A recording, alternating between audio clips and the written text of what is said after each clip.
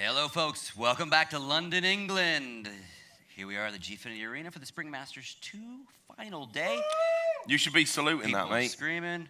Decorum. $50,000 on the You're line. back in the Empire now, Scott. Yeah, this is it, mate. We took you back. Your Declaration of Independence means nothing here. Look, you already got me in trouble when you stole my Twitter feed today, man. Let's just leave this all alone, right? Benedict People are like, Arnold NA Scoots, how stupid are you? I'm like, I didn't tweet that, man. Anyway, Right. so obviously Fnatic is sitting, and they're going to wait and see. The number one team in the world's waiting in the final for whoever goes through this match. And let's see if we can take a look at the bracket one more time. So in case you just joined us, you can kind of see, where we are. So there, Fnatic comes through a 2-1 victory over Titan.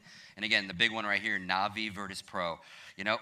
Rare matchup kind of in the modern day between these two teams. Yeah. I mean, even though they're teams that obviously, they've had success recently, VP especially is one of the tenured elite teams for over a year now.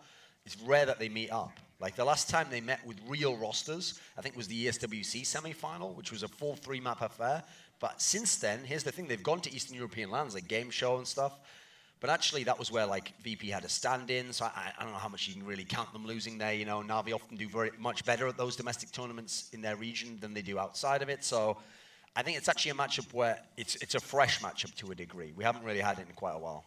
And, obviously, you're ripping me about, the American region and North America, but pretty safe to say these are the two top teams out of Eastern Europe, Most right? definitely, Without a doubt. Yeah, I mean, that's not really up for debate at this point. But you want to ask who's the best, though? Yeah. Because actually, they've only won... now, technically, VP have won 2 events, but one was a Copenhagen Games, which didn't have that many top teams there. So they're similar in terms of wins this year. I actually think if Na'Vi was to say win this whole event and beat Fnatic, you could maybe even say Na'Vi's the best one from that region, whereas recently, it's been VP who's been the team from that part of the world. I definitely agree with that. Virtus.Pro, obviously, it's been a bit hit and miss. We know they're a hot and cold team, but they're always capable. Any tournament they go in, they could be a wild card. They can get a run. They can go to finals. They can beat people. And that's why I think,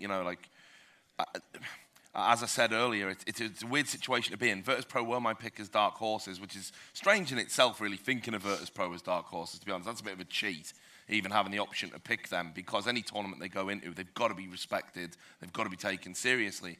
And even though I did pick them, I just think Na'Vi, this new-look Na'Vi with Guardian, who for me is the best AWPer in the world at the moment, they're disciplined, they're focused, and they really believe it's their time to deliver on all of that investment that's gone into that team. So while I think Virtus.Pro would probably give Fnatic a very different game in a final, I think Virtus.Pro could potentially be the wild card that beats Fnatic. I think Na'Vi are going to beat Virtus.Pro here. I just think there's, they've got that discipline, they've got that rigidity in the way they play, and that Virtus.Pro don't have. And again, in your overall rankings, you've got Virtus.Pro number 5, and not very far away, number 7 for Na'Vi. So very, very right in the middle of the pack for you. And obviously making a final here and winning a best of 3 over each other, that's another chance for one of these teams to move up potentially. More than bragging rights. Being high up in Thorin's top 10, we know the players do read it. It does matter. They bring it up on Twitter. They might not agree with it, but they certainly don't. But that's kind of one of the cool Unless things about rankings in general, right? Because you, like we talked about on day one, like yours is not a statistical, like this event's worth this much points. Like it does definitely take into consideration. I try to make it kind of like qualitative, as well as quantitative, and that makes it way more opinionated, so to speak, on whether they like your rankings or not, right? If it was a science to it, then it is what it is. The thing is, I think the way I define this matchup we're going to see here is Virtus.Pro, I feel like in the big matches like semis and finals, they always bring a certain level. Like to beat them is very hard because they almost have that magic quality of like they're so hard to put away, and that if you win a map off them, they won't just go into the next map with the same run of form. They'll strike back on the next map and it'll be a full 3-map affair. Whereas for me, Na'Vi is the really inconsistent but occasionally explosively brilliant team. Like the Na'Vi that played NiP yesterday would win this whole tournament. It really could happen. But it's hard to even know that they'd turn up like that. I've also seen a Na'Vi that just lays down and dies and just Guardian doesn't have a good game. Maps that they're good on, they don't do so good on. I also think in terms of actually what's going to make this a much evener series than otherwise is that VP's maps that they like to play and some of their wildcard maps mean that Na'Vi have a lot that they have to kind of respect in this veto phase. That's going to be very crucial for them. Because if they disrespect stuff like the new train or cobblestone, they're going to immediately be playing over and skewing the series to VP. Whereas the difference is someone like NiP was going to play Na'Vi on maps that Na'Vi likes. VP aren't going to play stuff like probably Dust 2. Gotcha. Well, let's go ahead and start talking about Na'Vi. We're going to look at their rosters in a few minutes. But again, kind of just overall highlights of this team. Well, look, I'll just pick up on a point about Virtus.Pro. you're talking about Na'Vi that blowing hot and cold, being inconsistent. If there's one thing Virtus.Pro do very well when they're on their game, it's they sniff out weakness. And they famously will, isolate a player who they think they can get the better of. Whatever site they're playing on, they'll go there. They really do ramp up that pressure. We saw them do it back when I think it was still LDLC, do it to Happy, I think, in Fragbite, and they were sat right next to him. They weren't in soundproof booths, and they were even shouting at him, "Are you happy with that, Happy?" Every time they were just wrecking him, and they just wanted to make the team unravel. They did it with Fifth Lauren back when he was in NIP quite famously. People got the comms from in-game and made them public, and this is literally what Virtus.Pro can do. So if there is anybody having a bad game, let's say, for example, Flamey on Na'Vi, who is a younger player, a player that doesn't have all that experience at this elite level, if they think they can get inside his head and really put pressure on him, they'll exploit that. I mean, they are ruthless when they want to be. So, I mean, that's something that's definitely going to come into play. It's all about, can Na'Vi be disciplined? They've certainly got the skills to beat VP. All right, well, let's go ahead and dive into Navi's roster a little bit. So here you go. You can see the gang. Why don't you walk us through it, Thorn? I mean, as you saw in the last series yesterday when they destroyed NIP, it starts with Guardian. Yeah. Because when he's on his game, even when the rest of Na'Vi aren't, he can sometimes deliver a map win himself. Most famously, something like Dust 2. He can just take over the map entirely. Incredibly skilled AWPer. He was already one of the best anyway before the opener, but since Kenny kind of disappeared a bit, Guardian, it feels like he stood alone as the premier AWPer. Because JW has it for like the one crazy pick-off kill, etc. But Guardian's the guy where he uses it at the beginning of the round, the end of the round, gets kills in all different situations, uses it at all ranges, no scopes, everything. He's got the complete package, Then if you want to talk about some of the other players, I always like to look at Edward, because I feel like Edward's kind of the catalyst for a great Na'Vi win, is when Edward and Guardian together are both just firing on all cylinders. That's when they're one of the hardest teams to beat, and where they really can elevate themselves to use the rankings terms to kind of a top 4 level team, whereas otherwise when they lose, that's what balances them out down to a 6th or a 7th, And then Flamey, the most recent edition, again, he was another reason why yesterday they were unplayable almost, because I mean, every first peak he would get on someone, he would get a crazy kill no matter what positioning it was in. I've seen games where that hasn't happened though. So he kind of, if he doesn't join the pack like that, I think they become that sort of 6th or 7th level team. They have the players with the game, unlike a lot of the teams around that area, where when they're all on, they can be at the level of these Enviouses, Fnatic, etc. But they're not always on. It's not the same consistency you get in some of the top teams. Yeah, I mean, just to point out, I brought him up a few times over the course. I always want to point out Seized. This will probably sound a little bit derogatory, but it isn't. He's a little bit like a poor man's Crims in that sense. Now, that probably sounds insulting, but when you consider how amazing Crims is, it's not at all. It's a compliment. He plays a very similar role. He is, really, really consistent. And when Na'Vi do well, he usually puts up big numbers, holds bomb sites, gets those 2-3 frags, especially as CT, and just shuts down any offensive push. And I think his development has been instrumental in Na'Vi transitioning from that sort of second-tier teams, the also-rans at tournaments, the 5th to 6th and 7th to 8th, to coming into sort of that contention for top 4 at events like this. All right, well, let's flip it onto the other side. Let's talk about Virtus.Pro. Obviously, again, much like these guys, some of these guys have been playing versions of this game for a very, very long time, part of the Golden 5. So we'll see that graphic in a second, but why don't you kind of get us started on Virtus.Pro? Well, do you want me to do this, Dunk? Yeah, sure. Because I know You know these guys pretty well. Yeah, Dunk goes way back with these guys. I mean, obviously good friends with Taz and Neo. He can definitely tell you some stories. But let's just talk about... Not on air. Yeah, maybe not on air. But let's talk about the newer guys over towards the right. Snacks, for me, is one of the smartest players in the game. Like, his grasp of... It's spatial awareness, I guess, would be the best way to describe it. What he does is, he can put down a smoke and just play around it, use the edges. It's like he can create extra terrain for himself to hide behind. Really good in clutch situations as a result of that. Really good at buying time for his team if they're a bit slow on the rotate. So for me, just an incredibly smart player, always a joy to watch. And actually frags as well. So it's not like he's a clever player, but he doesn't have any firepower. Bialy is just like some raw aimer, hyper-aggressive, doesn't really care too much about who you are, or if you beat him 3 times, when you're picking him, he'll go back for more. He'll just keep coming at you till he wins. He's got absolute confidence and faith in his own ability. Now Neo, there's no point talking about him. He's again he's the Counter-Strike god. Seriously, when he retires, they need to build a statue to him somewhere. Maybe Gfinity can stump up for that because he is absolutely ridiculous. There's no point in even talking about him. The last two that I'll talk about, and it's interesting because they have a dynamic with each other, and that is that, Taz, I think he feels like he's the leader of the team, but a lot of the time he isn't the in-game leader. But when he is, it almost feels like sometimes he plays better. I think he needs to have that level of control. And as a result, him and Pasha, they do have this strange dynamic where I think Taz is like, Pasha's a bit of a wild card, he's a bit inconsistent, and when he's good, he's very, very good.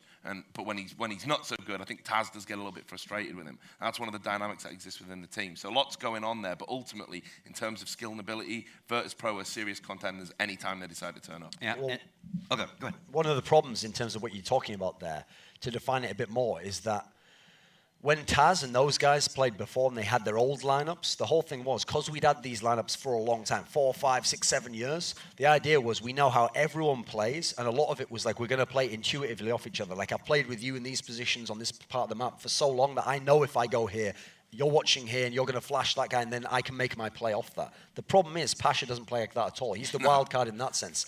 Pasha has to be allowed to play how he wants to play. That's his comfort level. If he doesn't, then if you put him in a spot like Existence style, said do this and you wait for my timing, he wouldn't hit the same shots. He wouldn't play the same way. So the problem is Taz knows that the success is going to come from allowing that, and yet it goes against his natural instincts. And so it's a very fine balance. They're trying to walk, and they don't always manage it. That's why you see the anger, the frustration, the outbursts. And so actually, they're a great team to sometimes have the camera flash onto between rounds. Because you can really get a sense of what's going on beyond just the kills in the game. Yeah, they are not quiet, ever. Well, we do have the vetoes and the picks starting to come our way, so let's go ahead and look at that. So for map 1, we're going to be playing Train, then Inferno, then Cobblestone, and you can see Na'Vi got rid of Cash and Mirage, and Virtus.Pro got rid of Dust 2 and Overpass. So here's the problem, Scott.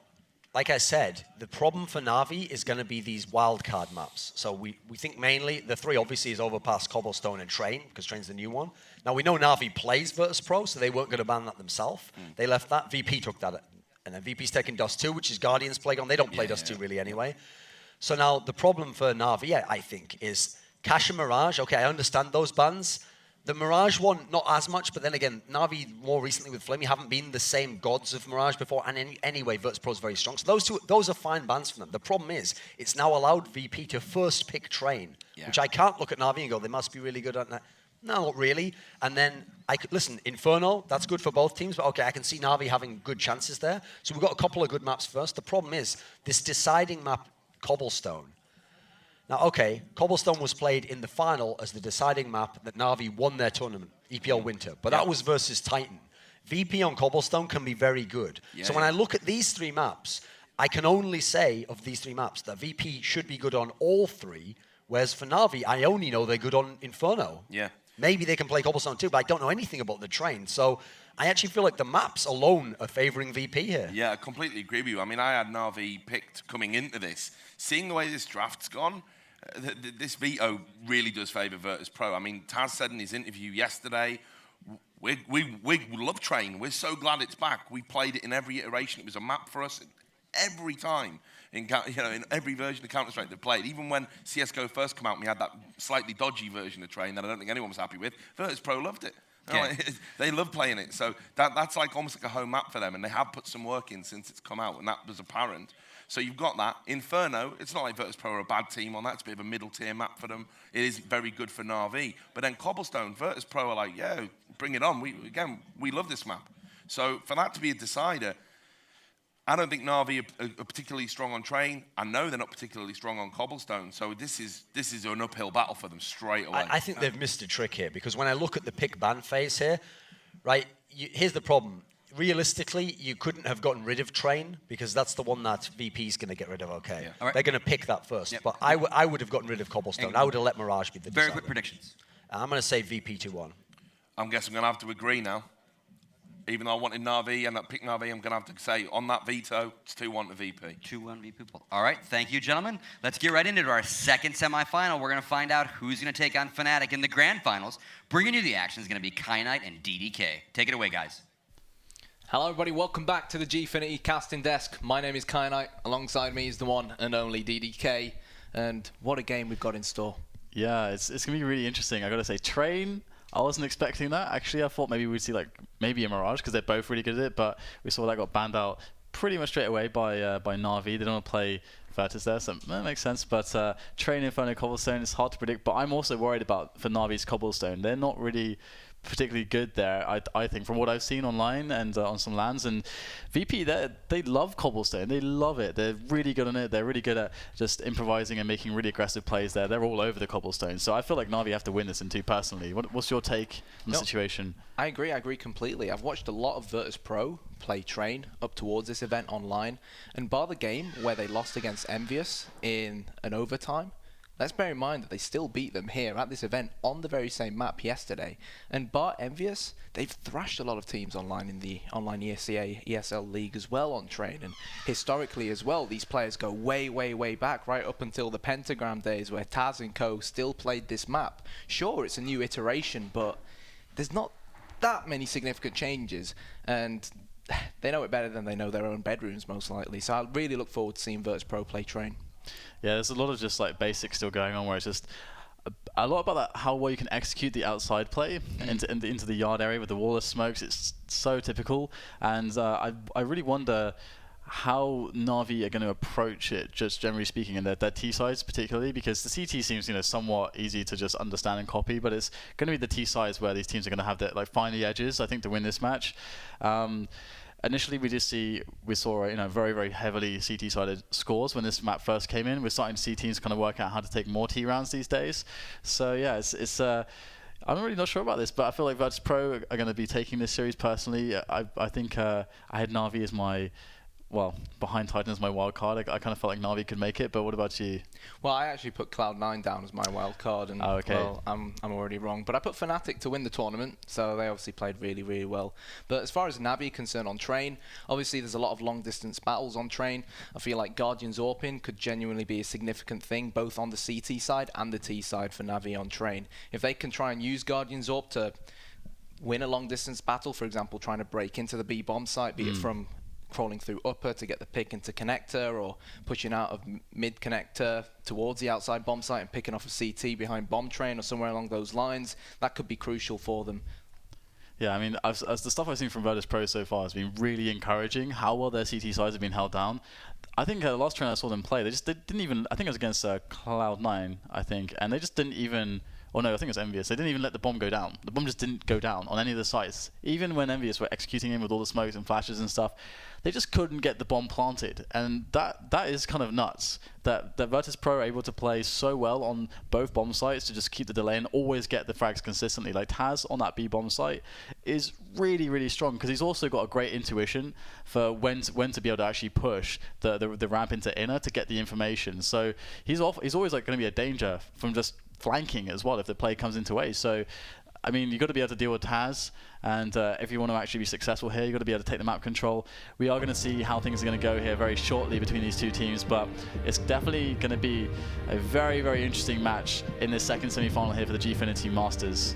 One of the things that I've actually heard a lot of players complain about, obviously on the outer bomb site, they've removed the plant area. So the plant area used to be where the old bomb train was, and now it's more central, rather on the train in front of the mid connector. And I've heard a lot of pros say that they're finding it incredibly difficult to actually get onto the plant train and plant the bomb because it's so open to connectors. So what do you think about that? Well, at the moment, it's still hard for me. Like, it's still so early days for me that I want to see more data. I want more data before I can really say something conclusive. But I'm just still in the observation mode, just trying to work out how things are playing out, how the teams are working out. Because it still seems to be the case that these top teams are experimenting with, okay, what's the best way to push outside and actually take the duels and execute? It's like, how do we coordinate who watches where, who throws which flash, what's the best way to do it against the CT setups? Like, it still feels like we're in that territory, and then eventually someone's going to figure out, oh, this is very abusive to do this. Then the CTs will have to work out if that can be counted, and then we have this back and forth still. So the metagame is still like developing massively. So I don't know. I'm just giving you a hugely roundabout answer there, so you're not getting an answer from me. Fair enough. As well, I think the same thing applies to the CT side and CT setup. So you put one person at alley, push one person towards Ivy to control the ladder. So here we go. It is going to be Na'Vi who are going to be starting here on the CT side. So let's see what they opt to do. Meanwhile, Virtus.Pro, they're going for a 3-2 split. 3 players heading towards B, and just leaving Pasha outside Ali, and by Ali, eyes on the mid connectors. Try and get a bit of information here. Yeah, I mean, that threat of the inner push is always so huge, and that's a nice little wallbang spot there. Towards the top of the pop dog ladder, but no action so far. I like this very slow approach from Virtus.Pro, not just going for that very simple, standard, straight up inner rush, not just yet at least. In come the wall of smokes for the A bomb site, and Na'Vi have a task on their hands. They certainly do. They're heading towards the old 1.6 pistol master in Edward, but he will fall to the floor. The plant has gone down, and the Ukrainians are hungry to try and defuse this bomb. Taz at the back though, with the long range block shots, able to take down one. Trace coming in though, Zeus with that duel, just gets it with the help of Seized, and it's going to be Trace back and forth until it's just Guardian remaining. He needs to also pick up a kit if he can find these frags, and it's going to be a really nice round there from Virtus.Pro. They pick it up, they win the pistol, and that is such an awesome way to start a train. Winning the T-pistol is always good. Yeah, of course. Especially, you touched on it, DDK. You said that based off of what we've seen of Train, this new version of Train so far, it's been incredibly CT-sided. So now Virtus.Pro, they've got the pistol round in the bag. On paper, they've now got the firepower. You'd expect them to win the next round, which will put Navi on a full eco and then find themselves 3-0 up. But Seized with the Mac 7 going very aggressive, but Taz with the Mac 10 returns it, and Guardian here on B all by himself. Virtus.Pro going to speed things up rather than slow it down, because the Navi players, they're rotating in. Lots of damage being put in by all these pistols, but they can't seem to close on the frag just yet. Guardian's working really hard with the Eagle. More damage done. They're all so low at the moment. Zeus can basically kill all of them with one single shot from the Scout, but he himself is so low, and he's going to opt to try to save this Scout, and they might try and hunt him down. Let's see if he can get any kills on the exit here for some extra damage. There comes Neo, and it's easily finished off. So I got to say, it's nice. I mean, Taz just jumping on the choke point as the first man, that completely messed up the Mag 7 play. I could have seen that going huge. If he just had run out, would have been easier for the Mag 7 to connect with the headshot, and maybe we could have seen a bit of a hold, but wasn't to be. 2-0 for Virtus.Pro. Valve, if you're watching, sort out them jumping hitboxes. And the planting hitboxes for Semler as well. You know how passionate he is about them. So here's the full eco we were talking about for Navi. They've got 2 players right on top of this A-bomb site. Nade going out, deals a bit of damage onto one of the Ukrainians, but the bomb is going to go down. CT's coming in, but Neo with 2 Cs comes in with the USP, but he is going to get done from behind. And now Guardian 1 versus 4. He's probably not going to do much with just this P2000. No, not much to expect here, is it? It's just, I guess a dink onto Pasha at least, so he does put in a bit of effort. But 3-0 now for Virtus.Pro, and the full buy for Na'Vi. So losing that pistol round means we're not going to see any AWPs anytime soon on Guardian, I don't think, and they don't even have any grenades to work with. This is actually a really scary position on the CT side, because with all those choke points, you can get so much done with just grenades on this map as CTs. Yeah, agreed. We saw the envious meta that people posted on Reddit, which was about 4 auto snipers or something, and that is down to how the map is laid out. There's so many choke points, so many long distance battles, but this is very aggressive coming out from Flamey. He may as well catch Pasha, and he does. There is the opener for the team from the CIS region, but Snacks, he knows where they are. He's going to go for them, try to get the return, and he does. It's even up now as they get closer and closer to the site. Guardian able to take down Neo. Excellent double kill from Guardian as Flamey chimes in with one as well, and that's going to leave it all on the shoulders of the man Taz as he tries to work his way into an angle. Will find the first kill. Flamey goes down. Worked his way onto the 1-on-2 now. Still a minute to play with, but gets caught on the side by Seas. So excellent stuff there from Na'Vi for the hold. That aggression by Flamey on Ali, that's just what the doctor ordered. Yeah, I agree. Especially, like you said, they lacked an AWP player, so they went aggressive. They took Pasha by surprise. He wasn't expecting it at all. And that's surprising, because on the CT side for Virtus.Pro, Pasha is also an Ali player. So you'd expect him to expect something like that. But because Virtus.Pro won the pistol, because they won the first 3 rounds, they do have enough money to rebuy again. And C's here, he's taking a leaf out of Flamey's book from the last round. Just trying to see if he can get some info. He's going to hear a lot of stepping, and this is like really smart from Taz there. Taz is their inner player for Virtus.Pro, so he knows all the spots, all the tricks, and he knows that it's super likely that when that smoke is there by the CTs, it's so that you can kind of wait behind it to get the info and to maybe even get the drop on some players. So not getting the kill on C's, but forcing him back a little bit, and that's the presence that you need to open up the options. Now Na'Vi don't know A or B. It's very obscure for them at the moment. It is. The bomb is towards B, but the fact that the poles are in the white halls, it could mean that Taz may use, of course, the new flashes, flash out the windows, and flash out onto that outer A bomb site where Bayali and co will creep in from behind, but Flamey, there is the first. Ball team from the CIS. Edward with the headshot. Zeus chimes in as well. And there is the second for the bearded man. And Passion out in a 1v4. Yeah, this is pretty rough. I don't think they want to actually... I think they're okay with letting him live here because at this point, like holding on to your weapons is so important. They're going to invest at least one man into this. There's Zeus, but oh wow, Passion doesn't hit that shot. Zeus does take him down and can claim the AWP, so that's a really strong result. And as you mentioned before, like they didn't have any AWPs going for them, but now they finally do. Drop straight onto Guardian, who will probably be playing the upper or inner with it. And that's exactly how Na'Vi want to get this map started. So let's see where Guardian's actually going. Yep, he is going to stay on the inner bomb site. He's going to hold the lower ramp, and he's going to have, I believe that was Seized going towards the upper ramp. So Seized, there he is. He's on top of the train, and he's going to try and flash the T's back. If any T's come knocking, Guardian's there waiting for them. This is just one of those spots where you just got to get the nades in and just pray for the best. Try to get the bomb down. Maybe a couple kills would be an excellent bonus as all the nades come out of the window and they go for that wall of smokes. Again, just want to get the guaranteed plant. That's what this round is about, but this Zeus's job is to stop that plant from happening. And he is close behind the smoke. They haven't arrived just yet. They are slowly making their way towards it though, but Na'Vi, they're all over this right now. C's catching most of them as they cross, and Taz is the last man standing, and no damage really done by Virtus.Pro. Yeah, Navi knew exactly what was coming there. And again, you've got to feel sorry for Virtus.Pro with only those pistols, and now Taz with only a P250 and 32 HP. Even though some of them did invest in armor, it's just so difficult on such a CT-sided map when your teammates are as stacked as Navi are here. They had so many nades to work with. They've got 4 defuse kits going in Guardian with the AWP, and Taz will most likely hit the floor sometime soon as well. And it was a headshot to add insult to injury. 3-3.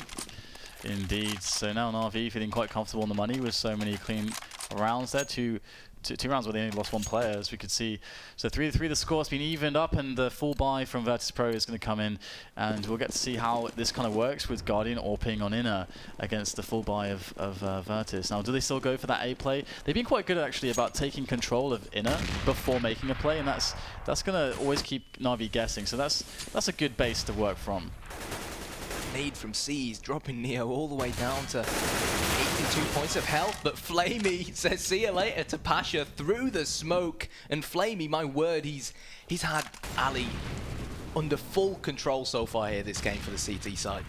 Yeah, I mean, it could have been an edge for them to like take him down there, but somehow he actually comes out on top there against 2 AKs, so that's kind of unlikely, but it's going to mean that Virtus now down a Pasha, and they've got to try to make their next investment actually count, because they lost Pasha in that pick attempt, didn't work out. So they've got to try to finish on the bomb site now somehow. So it's killing a little bit of time, getting in position, going to get this execute happening onto the A-bomb site once again. But Edward up close by the electric box might be putting in the damage right here. Out they come towards Edward. They know exactly where he is. He's got to deal with Taz to the left, and he's got poles to his right, but he's not going to be able to deal with the ones on his right. Flamey with the headshot to get his second of the round. And now Bayali and Neo, smokes go down. That's connector cut off, and they need to plant. 20 seconds remaining. So here we go, all on Neo against these 3 players for Na'Vi, and he's going to try to jump around. It's not going to happen. And another round, almost, well, pretty clean there. I mean, only losing 2 players, that's so acceptable because they're still going to be building bank. If you're losing like 3 or 4 players, that's when actually you start losing money. So despite winning the rounds, so good stuff here from Na'Vi, keeping everything within acceptable losses. And Virtus.Pro back onto a pistol round with just a few nades to scrap together. Yeah, it wouldn't surprise me if we see Virtus.Pro now just perhaps push straight in towards the B bomb site here, or maybe even drop down towards Ladder Room or Ivy and see, or Pop Dog, sorry, rather, and see if they can push out. We've got Zeus who's playing very passive, and that's exactly what the CTs need to do. They'll know how powerful these P250s are, and especially the Tech 9 are up close and personal, so they've got to play passive, keep their distance against the poles. And they want this inner push at the moment. But Guardian, this is the first time we'll really see him, I think, coming into play. But the smokes, if they do the job, will deny him. And there is the first one to get themselves out there. And Guardian always getting tagged down by a lot of bullets, but still alive and kicking. Not going to connect anything just yet. So Guardian, he's going to be in trouble. But no, he's got Seized, Zeus, Edward to cover him as they're all on the site in time. But the bomb goes down, and that's mission accomplished here with a bonus kill to boot for Virtus.Pro. And that's all they wanted to do in that round. Yeah, exactly. Extra $800 for each of the Virtus.Pro players. And that could very well mean that Pasha may be able to afford an AWP, and of course there it is, but he hasn't gone for it. And Virtus.Pro perhaps here opting, yep, there we go, an all-rifle setup, and instead they're going to go full in with grenades. And of course, on a map like Train, smokes are so crucial, and Molotovs as well on the T side. It allows you to flush out different corners, different areas, because there's so many different hiding spots here for the CTs, be it behind a train or hiding in a corner somewhere. It's so tough for the T side. And Virtus.Pro, one of the most innovative teams with those Molotovs. But this time it's going to be Guardian that is going to have that impact kill, takes down Taz. And this is the story over and over again. We've got Na'Vi picking up these early kills with these aggressions. And that's they're down to 3 men now of Virtus.Pro. Getting out picked by the CTs. Snacks angry, going to be bursting through onto Yard with a kill onto Zeus as Virtus.Pro try to execute onto that A bomb site. Now, still a lot of work to be done here as Edward is going to be getting himself down Pop Dog. Won't matter though, Guardian picks up the kill onto Neo as well. Guardian with some really important ones in this one. And 63 is now the score. Na'Vi don't look to be having any trouble with this. He was really well played from C's as well, because he pushed the lower ramp within the inner bomb site, and because he pushed into the white halls, he will have called to his teammates that it was clear. Not only would have he potentially been in a great position to flank from Pop Dog, but of course it gave the rest of his teammates the information, and that's why there ended up being 4 out of 5 Na'Vi players ready and waiting for Virtus.Pro on the outer bomb site. Yeah, it's really tough to deal with so far for Virtus.Pro. It feels like if they actually did try to get an AWP together on Pasha and try to play a pick into Ali or main, maybe that could actually work out at the moment, because they're just going for these executes and Na'Vi being on top of their business, and once again they are going to test Na'Vi. It's looking pretty good here. Taz with the entry onto Zeus. Pasha as well, getting an entry of his own. So now Na'Vi look a little bit stretched on this A bomb site, and it will get planted as well. So Snacks in a really good position. It's going to be hard to see Na'Vi taking this one back. Taz looking to come in from the side as well. So Edward with it all to do, and Guardian, he's like, I don't like this. I'm gonna just go back, try to save this off, and well, Virtus.Pro all over that.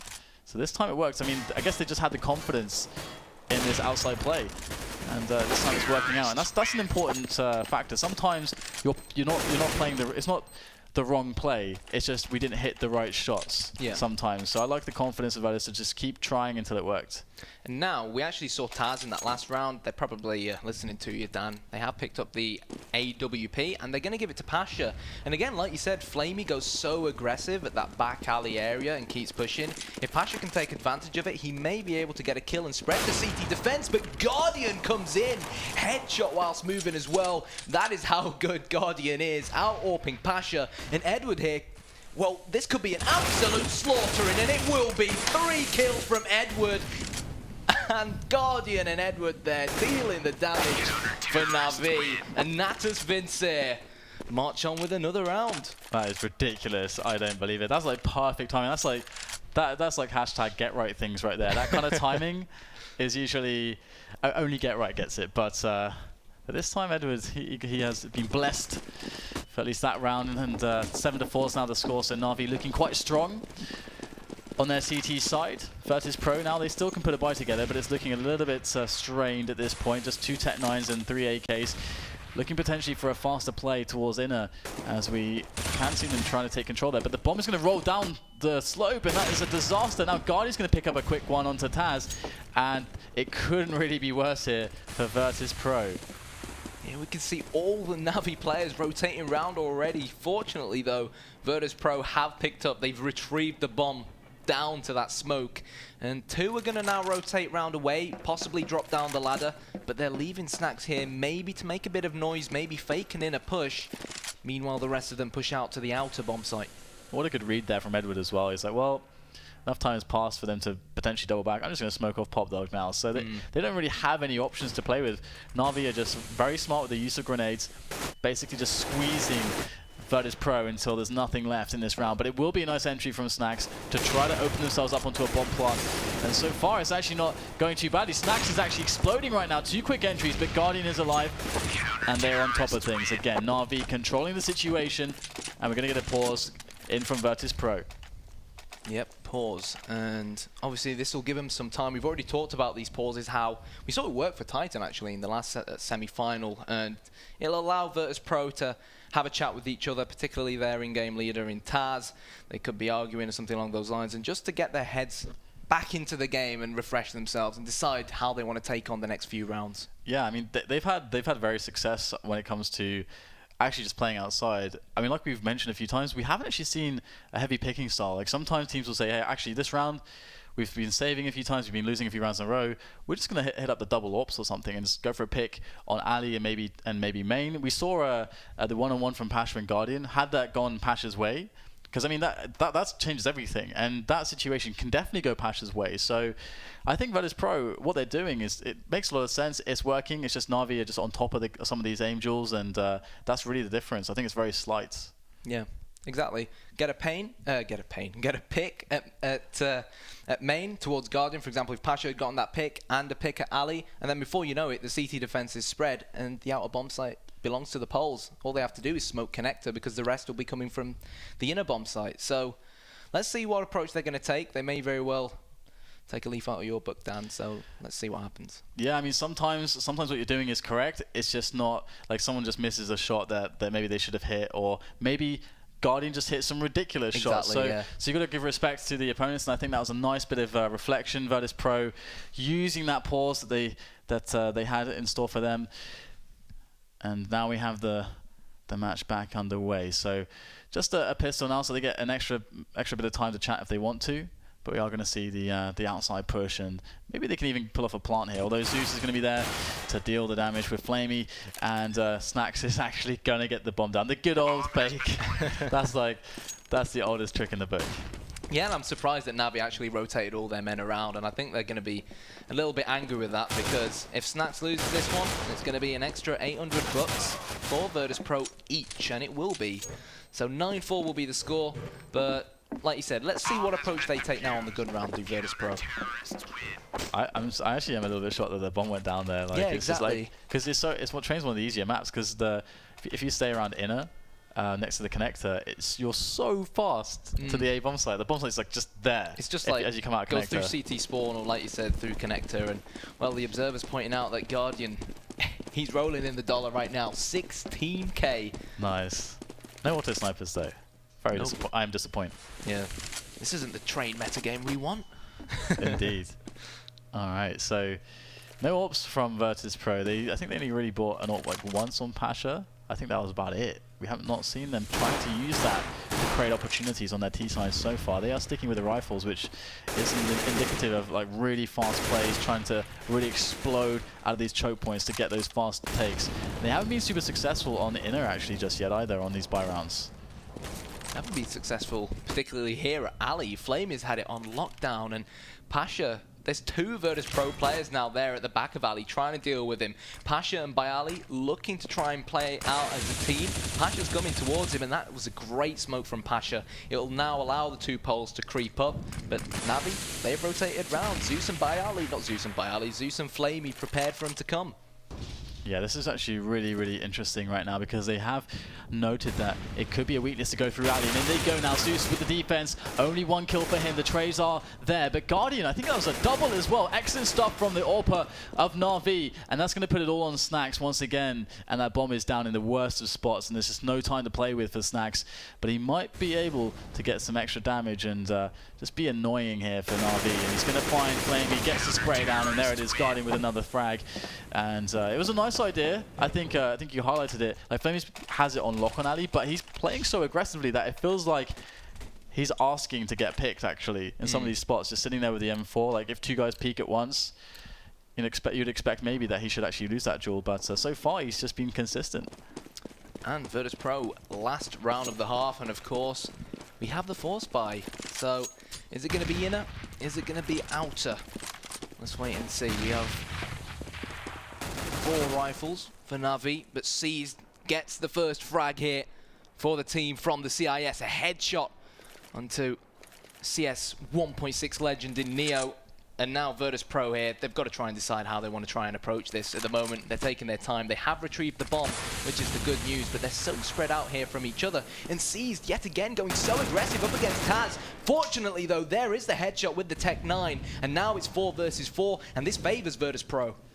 Yeah, this is actually nuts how they found that extra advantage, and now Pasha is going to put them even further in advantage now as they go a man up in this situation. There's plenty of time for them to work out how they want to attack the situation as well. They've got a few grenades to work with, but Flamey, he's on the move, and when this guy moves around, he does a lot of damage. This time, though, he will be nullified by Pasha, and that's going to be the go to get that A bomb site under control. But excellent stuff there by Edward as the bomb gets planted in this 2-on-3. He's going to creep around the bomb train right now to see if he can find a sneaky frag in there. He's going to spot one, looks for the engagement. It's going to be Biali that gets it, though, and they clean up 10-5. And I think both teams are going to be somewhat okay with this result. Yeah, definitely. 5 rounds is more than acceptable here on the T side of Train. But if Virtus.Pro don't win their pistol round and we find Navi on 13-5, then things could become a little bit problematic, particularly if Virtus.Pro, after losing the first 3 rounds, providing that happens, don't win the initial gun round. That's going to be so important. Yeah, it's going to be super interesting, actually, because now we've seen Navi's CT side. We're like, wait a second. They didn't win the CT side by just holding positions. They're very proactive, actually. They actually look for picks in a lot of these rounds, very aggressively so. So that gives you an idea that Navi are very comfortable with this map. And that was the question mark. No one quite knew what they would bring to the table. So this pistol round, if they kick things off well here, Virtus.Pro are going to be in a lot of trouble. So we're going to see how this opens up now. Biali's going to make a pick out of Ali. So already taking advantages for Virtus.Pro. Yeah, interesting that none of the Navi players actually invested in grenades. They're all on the Glock armor. By Ali, he took a page out the book of Flamey by going aggressive at Ali, and it has given his team the advantage, but Seized, hungry to get that return frag. The rest of Navi are rotating around towards him, so we could potentially here see an A split. A few people pushing Ali, a few people pushing mid, and of course we've got Guardian here hiding in the ladder room. Very slow, very quiet. No cues really for Virtus.Pro to play off of as the time does tick down. But there it is, Pasha spots 2, and that's going to give them so much info. Oh wow, what a snap there from Biali. He's spotted all the players now, trying to tap down more with that P2000, but things are getting a little bit troublesome for him, but his teammates are on top of their form. Biali finally going to pick up frag number 4, and that's, wow, Neo even saved his smoke and his flash there, and Pasha saved the flash, so that was a really efficient round from Virtus. Navi having a hard time. And as a result of that, Virtus.Pro, they are rolling in the money. Well, not really, but they've got some money to show. A few MP9s coming out, and a few FAMASs as well, and Biali going in with the M4. So he's got to be careful not to lose that and hand it over to these Navi players. No armor, though, coming out from them. Alright, so we're going to have the smokes over for A. So they're going to go for that very fast planting opportunity on that A bomb site. And again, that's the mission. Now, can they actually pull it off? I'm sure Virtus.Pro are going to expect this. Once they see the smokes, they will know. Yeah, Neo just has to slow this down. He just has to kill the planter. That's all he has to do here. That's a great nade towards Pop Dog. Neo knew that the T's, if they're going to plant, they most likely are going to split and come out that way. But Guardian tried to plant through the smoke, but well, the Virtus plow firepower here is just too strong for them. And there we go, 10-7 as expected, really. And like you said, DDK, the smoke's pretty much stated the obvious. It stated where Navi were really going to try and head there. Yeah, that's one of those moves now that, okay, the smokes are really good, but people know what's coming at this point on Train, so it doesn't really work anymore. If the CTs play appropriately, you can see how easy it was there for them. So I think Navi is taking a moment to just have a little bit of a chat there in T-spawn, and of course they're not expecting to get much out of this round. They've thrown one smoke in. It might be another bomb train smoke from Zeus just to see if they can get a little bit lucky. If they can take down Neo with just a hail of bullets through the smoke, then the plant can maybe go down, and that's really the best case here. Smokes, defensive smokes going out from Virtus.Pro towards Pop Dog to prevent Navi potentially pushing out, and now they're falling back, playing it more passive. They want to keep their distance again with the weapons they've got. They don't want to give them away because these P250s and the Tech 9, of course, so powerful up close. I mean, the P250 becomes a one-shot headshot. Absolutely, and they're going to just go into the bomb site now. Snacks on top of the train. They have no idea where he is. Going to drop in, going to start some up close and personal action, and it's going to be a pretty easy clean-up here for Virtus.Pro. They only lose Snacks, but he picked up 2 kills with the SMG there, so that's an extra 1,200 in the bank for him, and they are all flush with cash.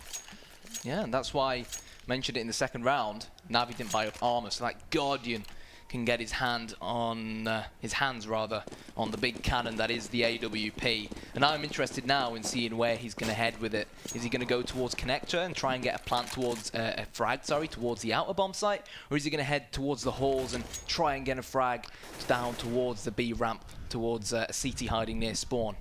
I think we're going to get a not live here and potentially replay it. Maybe. As nothing's happened. I think we saw that one of the players on Virtus.Pro was about to peek as he read that there was a PC crash. So yeah, we're going to get a pause here. And yeah, we'll have to see how things do develop. And hopefully it'll be a speedy recovery on that PC and we'll get straight back into the game. But yeah, so far it's a really interesting match on train. Na'Vi showing that they have a lot of plays to go with. They really understand the map very well, and that they're actually poised to be in a game-winning position or a map-winning position, actually. Yeah, definitely as well. Now, okay, they are on the less favoured T side, but Guardian's now got that AWP in his hands, and we saw when he was on the CT side, he was the one getting the better of Pasha. So if he can still do that here on the T side, get those openings towards the bomb sites, then they're in luck. But when they do get the opening frags, they've got to act fast, because you mentioned it earlier, it's so easy for the CTs to rotate between both bomb sites really, really quickly. Yeah, and I mean, it's going to be really cool to see how Virtus.Pro actually hold down sites, because what I noticed every time I've seen them play this map so far is that no team's actually able to be all that effective with their execution against Virtus.Pro. They are really solid, actually, on these both bomb sites. Like, Taz is a monster when it comes to like just handling the business on inner, and of course just outside, just generally speaking, they've got so much to work with, so much skill, and they're so disciplined as well. They're not going to over peak angles. When for example a T side is like, okay, well we can't really get these executes working, let's go to the picking game. Well, they're not going to peek you. They're going to make sure that you run into their team play setups, and Virtus.Pro are forever this team that's really good at not even, like, they don't even have to use AWPs. Like, they're so good without AWPs as well. They can play that style so effectively that I mean, the thing here that's important for Na'Vi is that actually they have some money now to actually play with. But looks like we are going to go back into the match. So very speedy recovery, and that is always good to see. It is, yeah. Like you said, Virtus.Pro, they have some really, really versatile players on this side.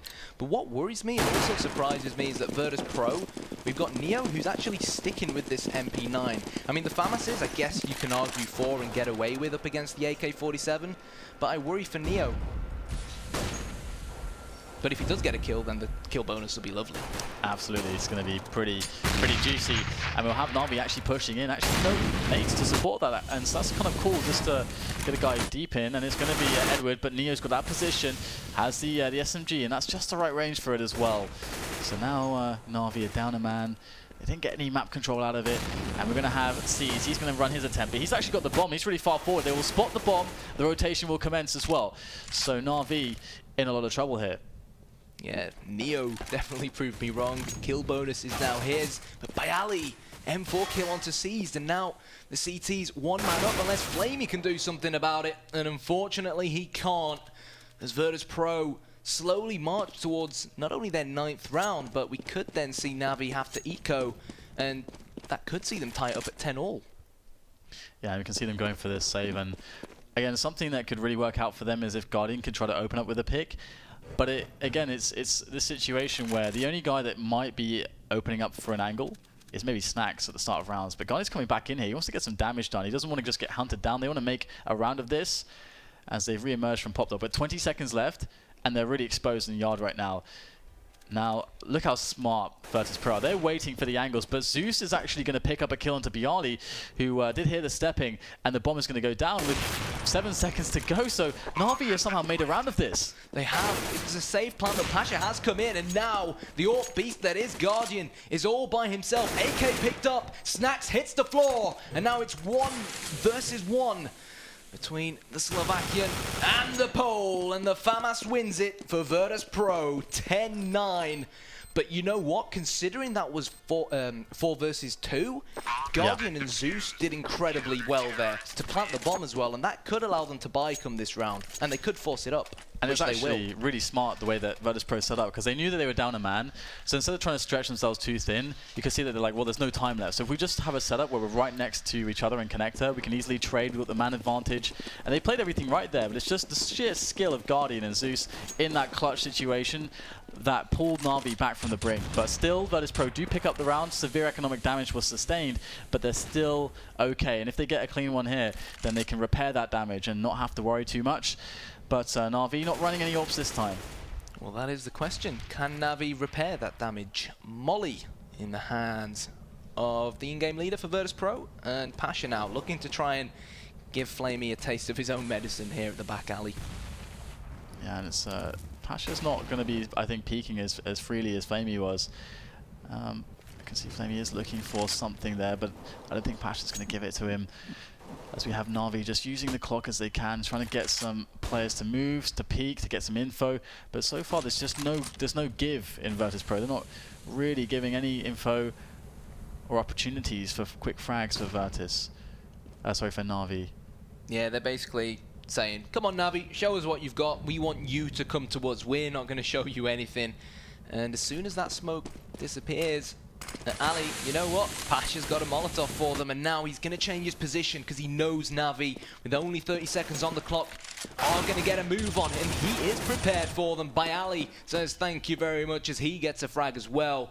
And as things currently stand, unless Edward can potentially do what Seized and Zeus did, well, Guardian and Zeus rather did last time round, it's going to be another round loss here on the T side. Yeah, I mean, the funny thing is that the mistake from Edward and Flamey there is that they have to just run through the Molotov. Like, there's just, they have to coordinate the push. And that's how, as you said, how smart Pasha is. And they might just get them after time here. Can they get the kills? No money bonus for them. Oh, not too quite. slow. That would have been brutal. But yeah, you have to credit how smart Pasha was. Drops the incendiary. And it's like, well, don't have to worry about this. If they run through, that's great. They're going to be really weak. But that means everyone, all of our attention is on the guys on Yard. We kill them. And then they didn't go for a Molotov. So it's like 10 seconds passed since their mates died. And they're like, hey guys, anyone out here by Ali? And yeah, the answer was lots of Virtus.Pro players. So here we go. Next round, an inner push potentially. Here's Taz. It is Taz indeed, but he is no more as the Tasmanian Devil, as Na'Vi consider heading towards this B bomb site. But then again, we now have 3 Virtus.Pro players who have rotated around, and that is the fast rotation in action. But if Na'Vi get their running shoes on and go towards A, then they'll only catch by Ali, and they could get a plant here. But of course, it's easy for me to say that because I can see the positions of all the players. Yeah, I mean, they don't. I mean, Virtus.Pro from their perspective, they can't be sure either which way, so they have to play safe. A safe 2-2 setup on either bomb site. They're slowly moving one player now from B towards connector, and just because it's a good position, again, so fast between A and B, you can get smoked off on your angles, but it's quite late into the round, and as we can see, most of the grenades have been used by both teams. Pasha still with a lot of grenades, and the key thing is incendiaries too. They use them so well. Na'Vi are busting into that yard area. Zeus with a nice kill there onto Neo as he pushes ever forwards. Oh, great shot onto Pasha, dropping him immediately as well. In comes Snacks fast on the rotate through connector, trying to get up close and personal against these planters, but it's going to be the fast frag over the top potentially, but no, Guardian denies him, and Na'Vi will pick up a T round. Yeah, that was such a tight force buy as well from Na'Vi. They lacked grenades, a few Galils out there as well, and the fact that they won that round is going to do their economy a world of good. And Virtus.Pro, because they won so many consecutively, now, if they lose this one, money's going to be tight for them, and that could be exactly what the doctor ordered for Na'Vi. So let's see whether they can capitalize now. Guardian with the AWP, he was heading towards Ali, but if he can get a pick here onto Pasha and they can take advantage of that, this could be big. And here it is. I think Pasha just spotted him, and he doesn't want anything to do with this unless there's a 2-man setup into this. Oh, playing with fire against Guardian's AWP. They smoke him off. Look how safe that is. All they exposed was maybe like a hand, and then that was it there. And so that's how you got to do it against Guardian. That's what Virtus.Pro are so good at when they're holding tight choke points like this. They use the defensive smoke so well, the Molotovs, just to run down the clock. They know that if they can, for example, cancel out such a significant part of the map like Ali, and then Pasha can worry about somewhere else, it makes their life on the CT side so much easier. So much so that it's actually forced Na'Vi all the way back round to B. Yeah, I mean, Na'Vi know that the money for Virtus.Pro should be a little bit stretched, so that means that they should always play a really slow round here, because then when they finally execute in, Virtus.Pro don't have any counter grenades left over. And we can see that's already the case. They've got 2 flashes left, that's it. And there's 30 seconds left for Na'Vi to exploit this. They do have smokes, however, so the smoke towards Connector, but no, that smoke was not placed, and they've been punished as a result. All VP players alive and breathing. Bomb is lost, and they've only got 15 seconds here, but Guardian, he wants to salvage something. He wants to get this bomb down. The Na'Vi players coming in. Edward can't get it. Is Flazy going to plant? Unfortunately, he isn't. And Virtus.Pro, they gave Na'Vi the round last time round. They knew how significant this one was because whoever lost that round, their economy was going to break. And unfortunately for Na'Vi fans, you lost that round. And here we go, the eco coming out. Yeah, that was a really nice hold. Just the fact that they only lost 1 guy there is pretty crazy, because again, they didn't really have the utility they do right now, which is like full set of grenades, everything they want. So Na'Vi played it perfectly. They didn't have any grenades to defend with. That was just pure team play setups from Virtus.Pro, and they survived with 4 players. And looks like they're going to fast pistol around outside again, see if they can get the bomb planted. They've invested in 5 smokes actually, so lots of investment for smokes. They really need that bomb plant right now. Yeah, and you can see the bomber is actually set up on Pop Dog just alone there. He's just going to make a mad sprint for it. They need to correct what they did wrong last time round. Last time round, some smokes went down, but it just wasn't enough to shut off all the angles. And you consider they've only got Glocks. They've got to get it right this time. But Zeus, he's planting here. He's planting in danger. Neo with the headshot. And is he going to be able to get the knife? Neo going for the knife. Knife comes in. Neo with the gut knife. And Na'Vi is going to take a miracle for him to get this bomb planted, and they're not going to be able to. And let's see how much money Neo has. He even went with the //stab, which is like the fastest way to actually kill someone with a knife. If you've got full HP, is //stab. So that's very nice there, very nice indeed. And all right, so 12-11. Now we've got Virtus.Pro back in this now. They've got an AWP on Snack still. And Galil's in action for Na'Vi. So again, we're going to see the outside execute. There's not many options other than this. It is very strong. So we'll have to see if they can make it work this time. They're going to be coming in right now. All the nades over the top. Now, how well can Virtus hold this time? Let's wait and see. They've got a man slap bang on top of the bomb site, but I'm not sure Ali knows what's coming straight towards him. Bomb down. This is good for Na'Vi, and now they can just fall back, play passive, and make sure they've got their eyes on this bomb to prevent any defuse coming in. Oh, is he just going to go for the hold? That is so brave. I don't even know if they heard it, and he's just going to get the defuse. There's like 4 of them left alive. That's ridiculous. They don't even know what happened right now. They're going to completely wipe out all of Virtus.Pro, but the round is won by Virtus. And the funny thing there is actually that in losing everyone and winning the round, it could end up being a little bit weird because they don't actually have any money because they spent so much cash just then. So it's kind of an odd situation. But if Virtus win this, they're fine. But if they don't, they're on eco, and Na'Vi will have immediately like a tie game situation. So this is kind of this is an important one for Virtus to pull together, to be honest. Yeah, it's getting really, really nerve-wracking for both sides. Literally no room for error here. And that's the thing about economy in CSGO. It's so evil, it punishes you so much, and you need to make sure you and your team are always on the right side of it. As far as being on the right side of the Kalashnikov is concerned, Na'Vi most certainly are. Guardian and Edward getting 2. Neo comes in, looks to make it a double, but he's dinked. He's bleeding internally, and the rest of the Virtus.Pro reinforcements have to come in, but Neo's taking them on all by himself. And they have... Oh, well, they did have Taz coming down top Pop Dog, but they are getting completely eliminated by Na'Vi. One after another. It's just Neo left with 11 points of health, and that bomb's ticking away. He's not going to pick up the kill. They had a nice double peak potential there, nice trade setup. So Na'Vi pulled that one out the bag, and now we can see that situation put to Virtus.Pro. They get $1,400 for losing that round. They get $1,900 after this one. So if we make do the hashtag caster math, it's going to be like around 4K for most of these guys. So that's pretty rough, because that means that, okay, there's no AWP guaranteed. they can get rifles, but to be honest, if they want nades, they have to buy FAMASs. So they can't really afford head armor, and Zeus still has a Galil. So this is rough for Virtus.Pro on their buy on the next round. It is, and that's the CT side for you. So much more expensive, especially after they up the price of the Silenced M4 as well. Yep. And they have to buy as well. They can't eco another one. They have to do it. Exactly. Even though it sucks, they just have to. So it's definitely very rough. So Na'Vi getting themselves back into the game right at the latter stages, and C's already going to be picking up 1 kill. So just slowly eliminating one player after another. Little aggressions here, there, and everywhere from Virtus.Pro, but it's all going to be over soon. Yeah, Neo knows there's someone in the white halls. That someone is the Na'Vi in-game leader in Zeus. He'll pick up this Galil now, and he's most likely going to look to save it, but Edward's not going to let him. 13 all, and this round is going to be crucial for Virtus.Pro. Everything you said, Dan, was spot on, and by Ali here, out comes the FAMAS. He's got to invest in the armor, you know, it's just so tight. And we saw Pasha early on. Oh my god. Exactly, we saw Pasha early on, how well he utilized the smokes and the Molotovs at Ali, which is such a key choke point, and he doesn't have any of that anymore. Na'Vi dealt with this situation on their CT side by like pushing aggressively on Ali actually and picking up a kill. But look, if you can actually see that Na'Vi are predicting this, they're just sitting out there waiting for someone to actually push Ali and just a long range just gun him down. It's not happening though, so it's quite smart. Na'Vi know what they would do in this situation and they're prepared for it. This is like one of those spots where we're ahead. How do we lose this round? We put in the early preparation so that we cannot lose it, and they're going to go for the execute. Na'Vi should come out on top here.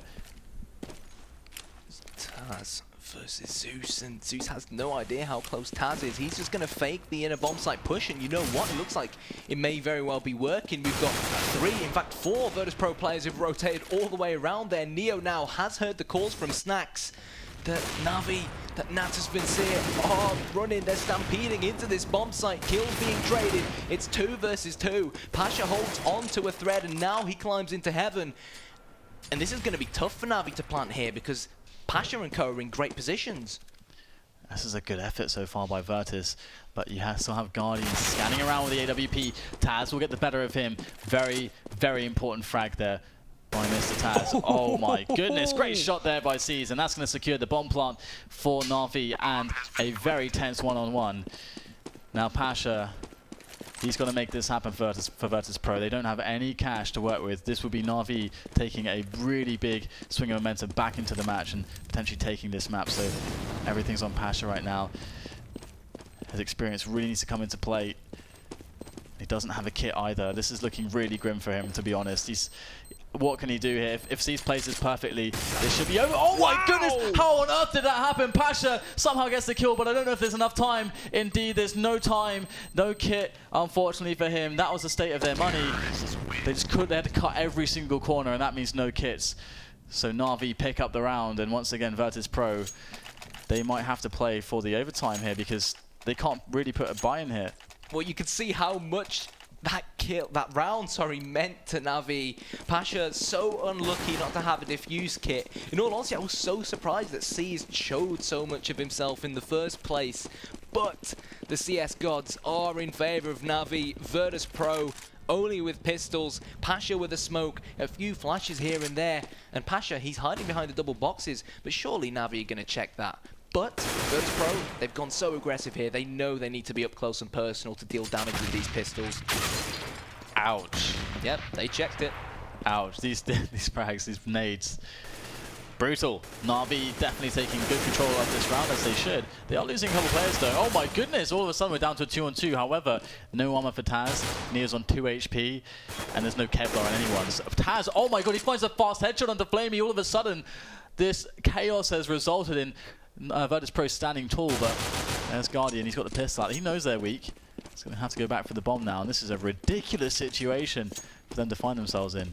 Yeah, the call will have come in from Guardian's teammate that Neo is pretty much a dead man standing, but despite that, amazing headshot from Neo. See you later, Guardian. You can see his reaction. He has no idea what just hit him. And Guardian, you just took an AK bullet to the cranium, my friend. 14 all. DDK, are we going to overtime? This game has been so even, so tight. This is ridiculous. How on earth did they pull that one off? 14-14. We're all tied up right now towards the latter stages of map number 1 in this semi-final. Who is going to face off against Fnatic?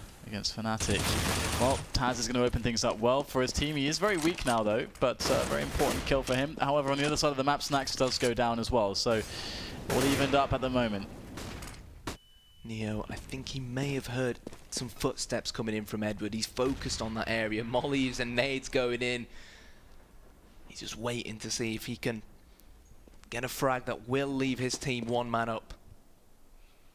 So they are still holding on to the control of the inner area on Arby. They've got loads of options, and Flamey's going to actually play in with his teammate Edward there.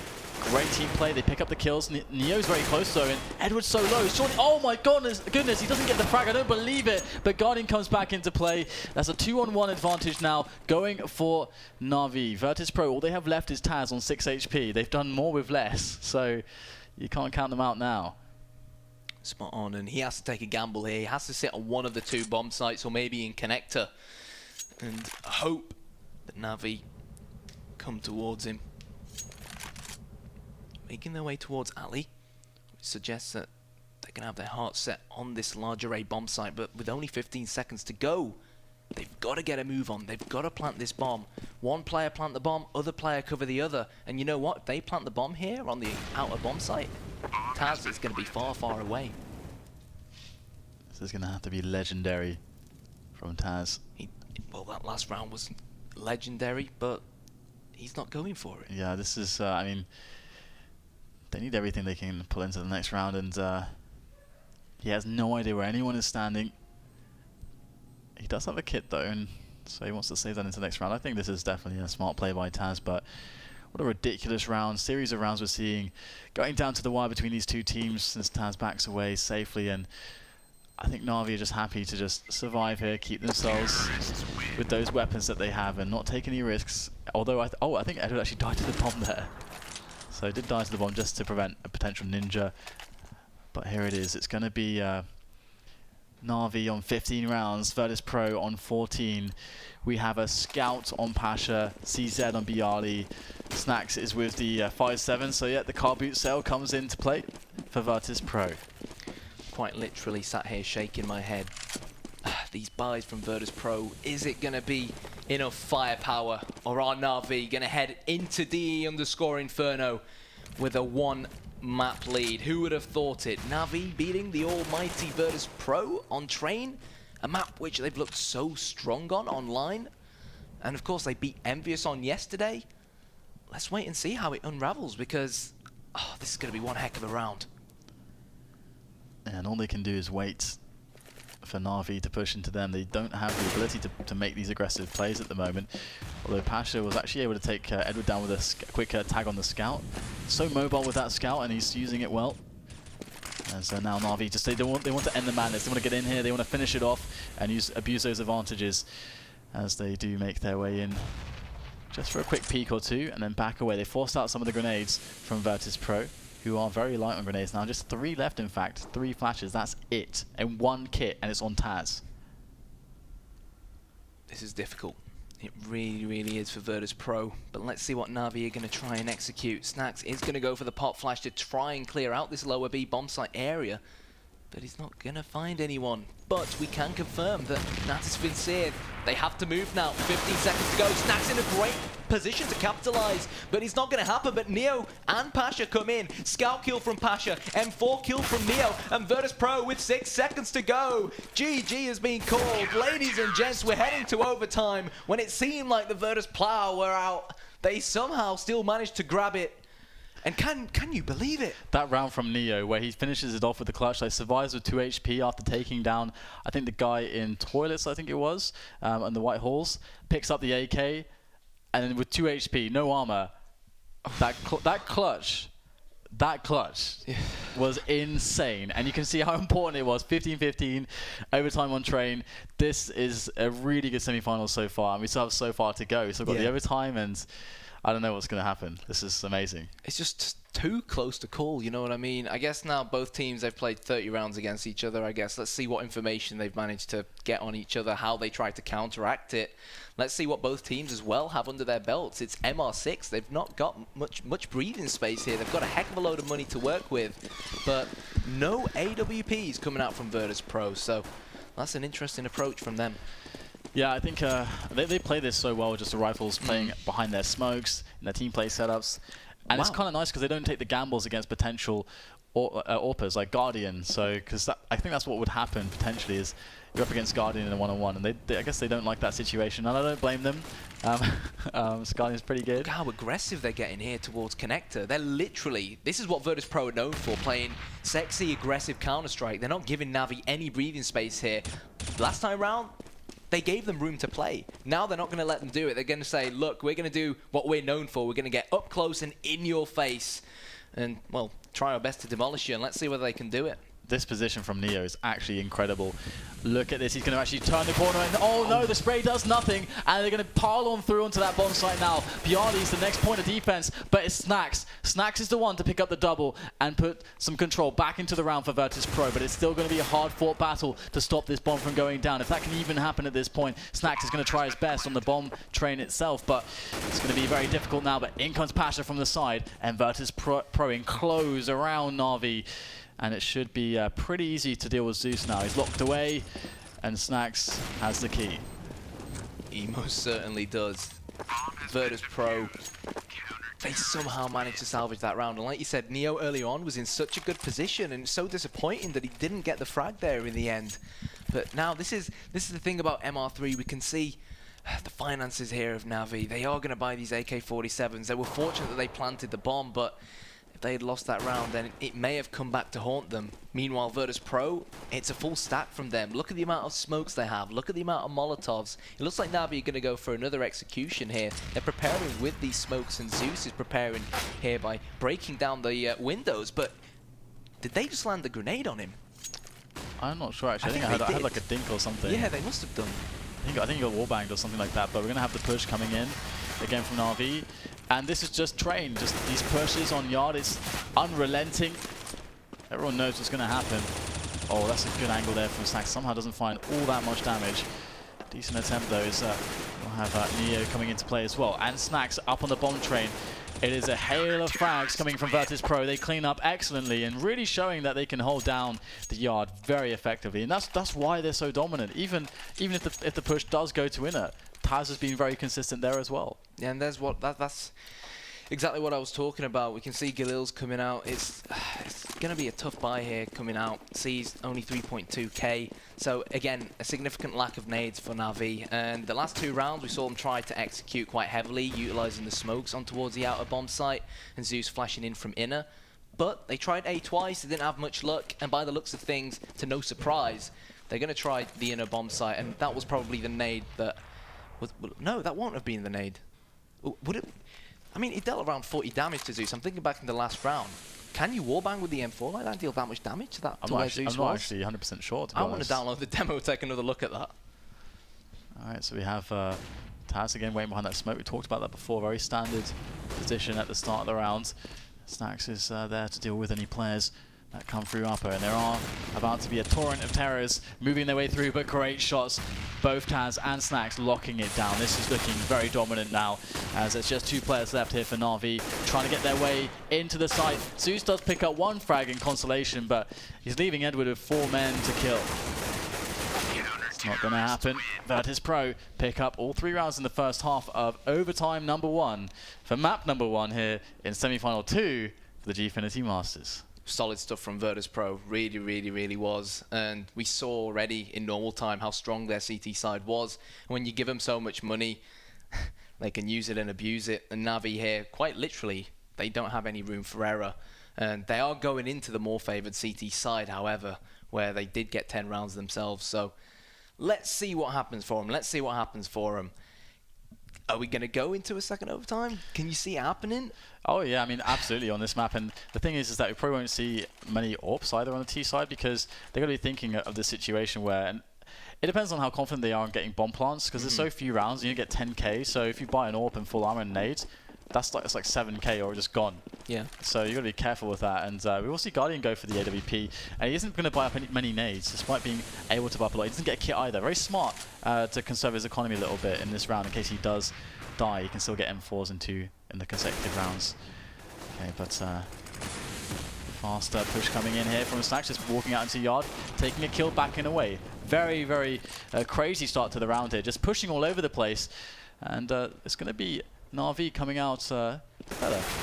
Yeah, typical Virtus.Pro play, trying to make sure they're the first ones getting on the score sheet, but unfortunately, as far as this round is concerned, it's round 4 of the first overtime. Snacks is looking for Na'Vi players to try and feed on, and well, Guardian popped out towards him, but Guardian doesn't miss them, 18-16. And to be honest, it's actually really important that in a chaotic round like that, Guardian, again, does survive with the AWP, that even if he would have died, that the AWP would be recoverable, because again, the investment went into it, and you can see he's being very tentative, only with a couple grenades, no kit, trying to save his money in case the worst could happen.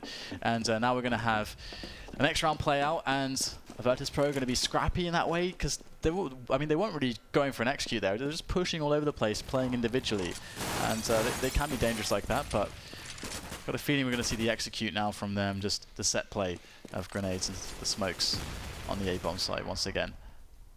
Edward here, he's going to be pretty much a massive nuisance for Virtus.Pro unless they can execute him first. They're taking their time. Edward considering the Molotov there through the window because of course he saw the Virtus.Pro players shoot it and he's seen the nades flying out, so he knows they're there, but it's missed, it's gonna drop back down. Fortunately though, another Na'Vi player is gonna slow down at connector, and there is the headshot that I said Virtus.Pro needed. The up close and personal player in Edward has been terminated. Guardian stood in hellfire, but still gets the frag.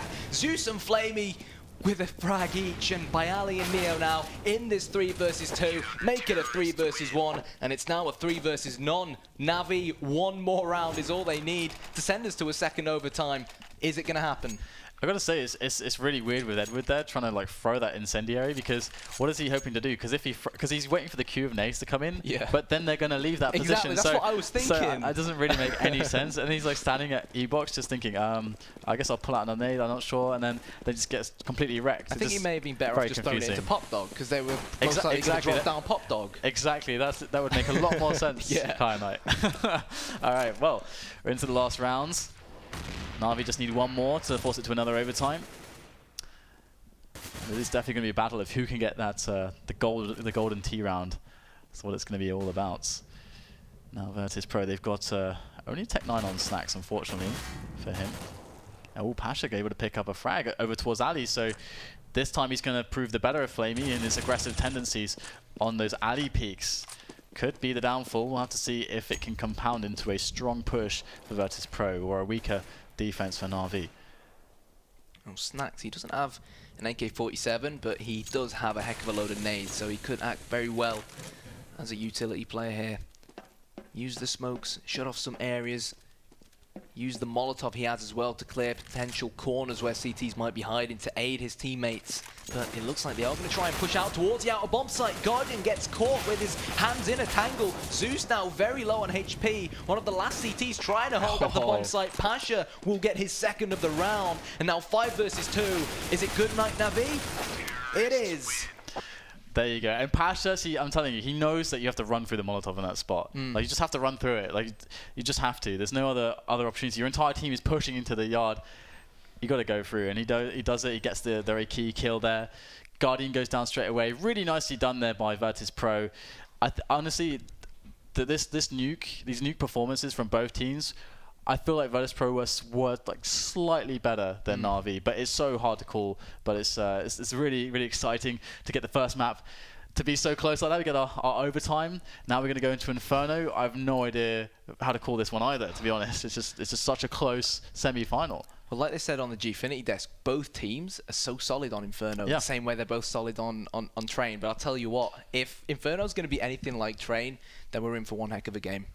Absolutely, I can't wait, and it's hard to pinpoint where the differences are going to be. Guardian's been on point on tournament, and we were talking about it off camera, and just generally Guardian is always a topic for discussion when it comes to AWPing. It was also mentioned on the desk actually. Like, this guy for me has been my favorite AWPer for quite a while, just because he's not only just he can be very flashy, like the very very popular AWPers such as Kenny's and JW, but he's also very smart and takes very calculated duels with that AWP. But it's time for a breather, guys. Time for a restroom break, and we'll see you after this for the next map.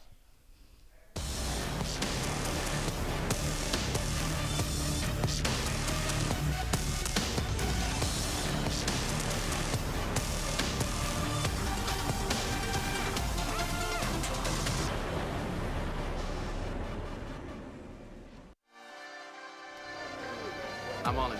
I'm on it. I'm on it. I'm on it. I'm on it. I'm on it.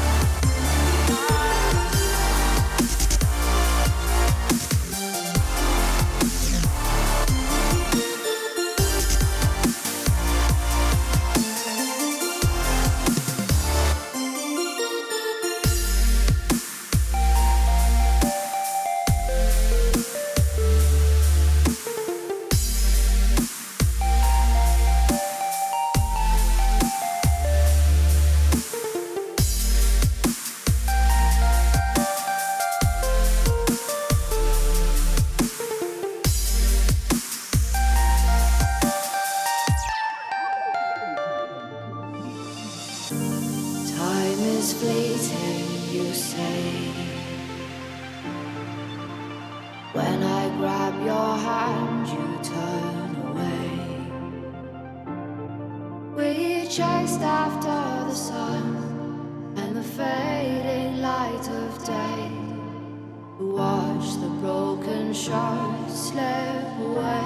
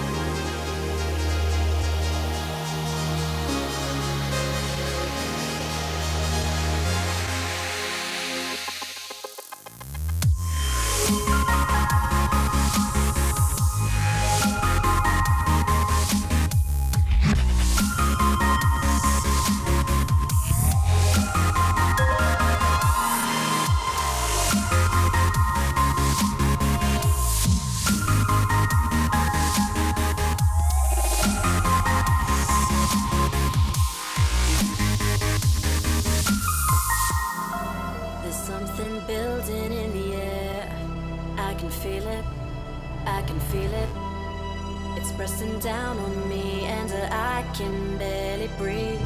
Oh, can you feel it? And I'm surrounded everywhere. I can feel it, I can feel it. It's creeping up on me, but what I just can't see. Oh, say you feel it. I'm falling into this unknown. Can you feel it? Can you feel it? There's nothing I can do but to give in to the blame. And the bass kicks in, and the bass kicks in, and the bass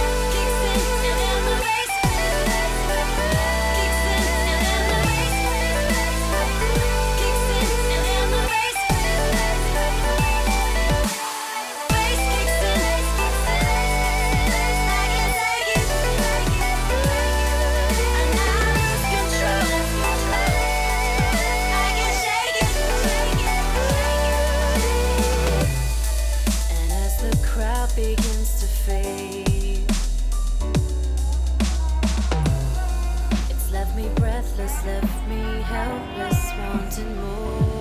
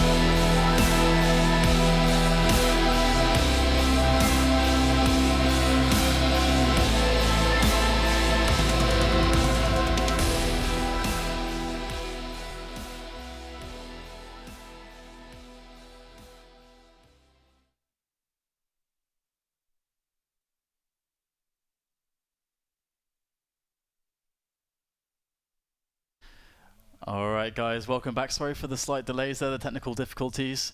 It happens to the best of us, but we are back now, and this semi-final has been incredibly exciting thus far. We had an overtime on train, we're going to be moving into Inferno, and really it feels impossible to separate these two teams at the moment. Yeah, it is. Both teams so evenly matched, and we were talking about the individual players as well. They complement each other so well. And again, Inferno's a map that both teams are very, very solid on. So let's just wait and see what happens, but we're in for one heck of a game. I mean, one of the things with Na'Vi, obviously everyone knows the Na'Vi story, that they love to play really slow. And one of the things about that on a map like this is a very key tactical maneuver for teams, for the CT side, to get information on the Ts and how they're playing and how to set up and so on, is like getting a pot flash into an aggressive position, like find out what's going on. And usually when you're studying teams, you're like, different teams have different timings, like average timings, where they're going to be ready to do an execute around like 40 seconds or 50 seconds. With Na'Vi, it's like really hard to tell when to do that. So you never know when are they going to be, and that's kind of why they can be so dangerous. And Inferno is a great map to see their style really come into play and to really confuse their opposition. But it is Virtus.Pro after all. They're going to be very familiar with Na'Vi, so if anyone's going to be able to deal well with them, Virtus.Pro should be one of the teams that are the best to do it. But that said, again, these guys are playing amazingly well. Guardian's been super on point. I'm looking forward to seeing what he can do on Inferno here. Yeah, same here, especially if on the CT side they win the pistol, he gets that AWP nice and early, starts peeking mid, and when he starts peeking mid and second mid, maybe even sneaking into Boiler and going towards Apps and Balcony Room, we've seen him tear Virtus.Pro apart before, so that's going to be interesting to see whether he's going to aim to do that. And again, yeah, Na'Vi, they love that it's sort of the style that Zeus has become famous for, where his team sniff around the map, they wait until around 20-25 seconds and then execute. But yesterday against NIP on DDoS 2, it was almost like they completely changed that. They threw that out the window, knowing they were going to face NIP in their group. And it's almost like they anti-stratted them to perfection. They knew exactly how NIP were going to set up. They knew that their normal approach wasn't going to function as well, and their tempo was pretty high yesterday. Yeah, it was really good. They were able to exploit what NIP were doing very, very well.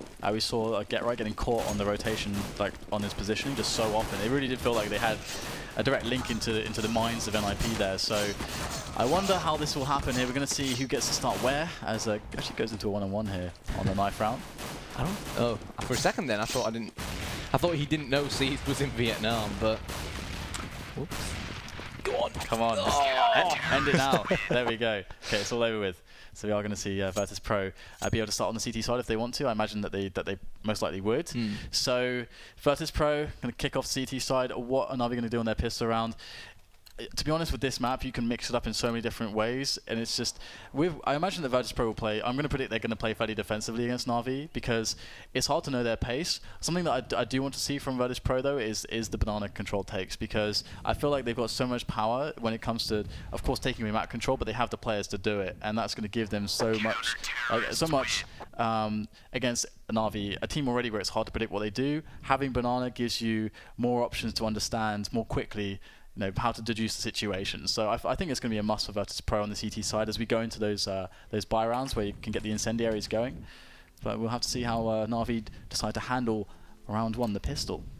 Yeah, so I think the last time round I casted a Virtus.Pro game, it was actually Taz who was lobbing the smoke over from around the well area going towards Arch to smoke the bottom of Banana.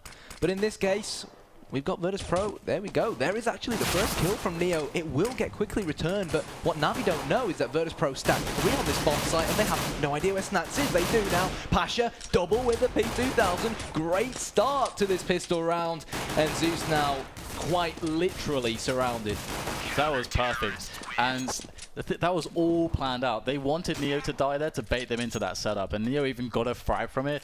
And of course, Snacks is there with the silenced USP. It's all planned out. So smart by Virtus.Pro. Completely baited Na'Vi into their play, and they are going to be rewarded with a nice economy to kick things off. We will see 4 SMGs from them. So 3 MP9s even as well. So hopefully for Na'Vi, they're able to get some damage done here, because these SMGs, they really rack up the cash, and that's exactly what the CTs need. Spot on. And Pasha has invested in the FAMAS. He, most of the time, plays Arch by himself. And playing Arch by himself is currently what he's doing. We've got 2 players, just juggling between Arch and Apps. But it does seem like Navi may very well have their hearts set on the larger bomb site, but it's still early days. They still have plenty of time to change their mind, pick up the bomb, and as we know, they like to leave their executions late. And they're probably going to be trying to sniff around for an entry right now.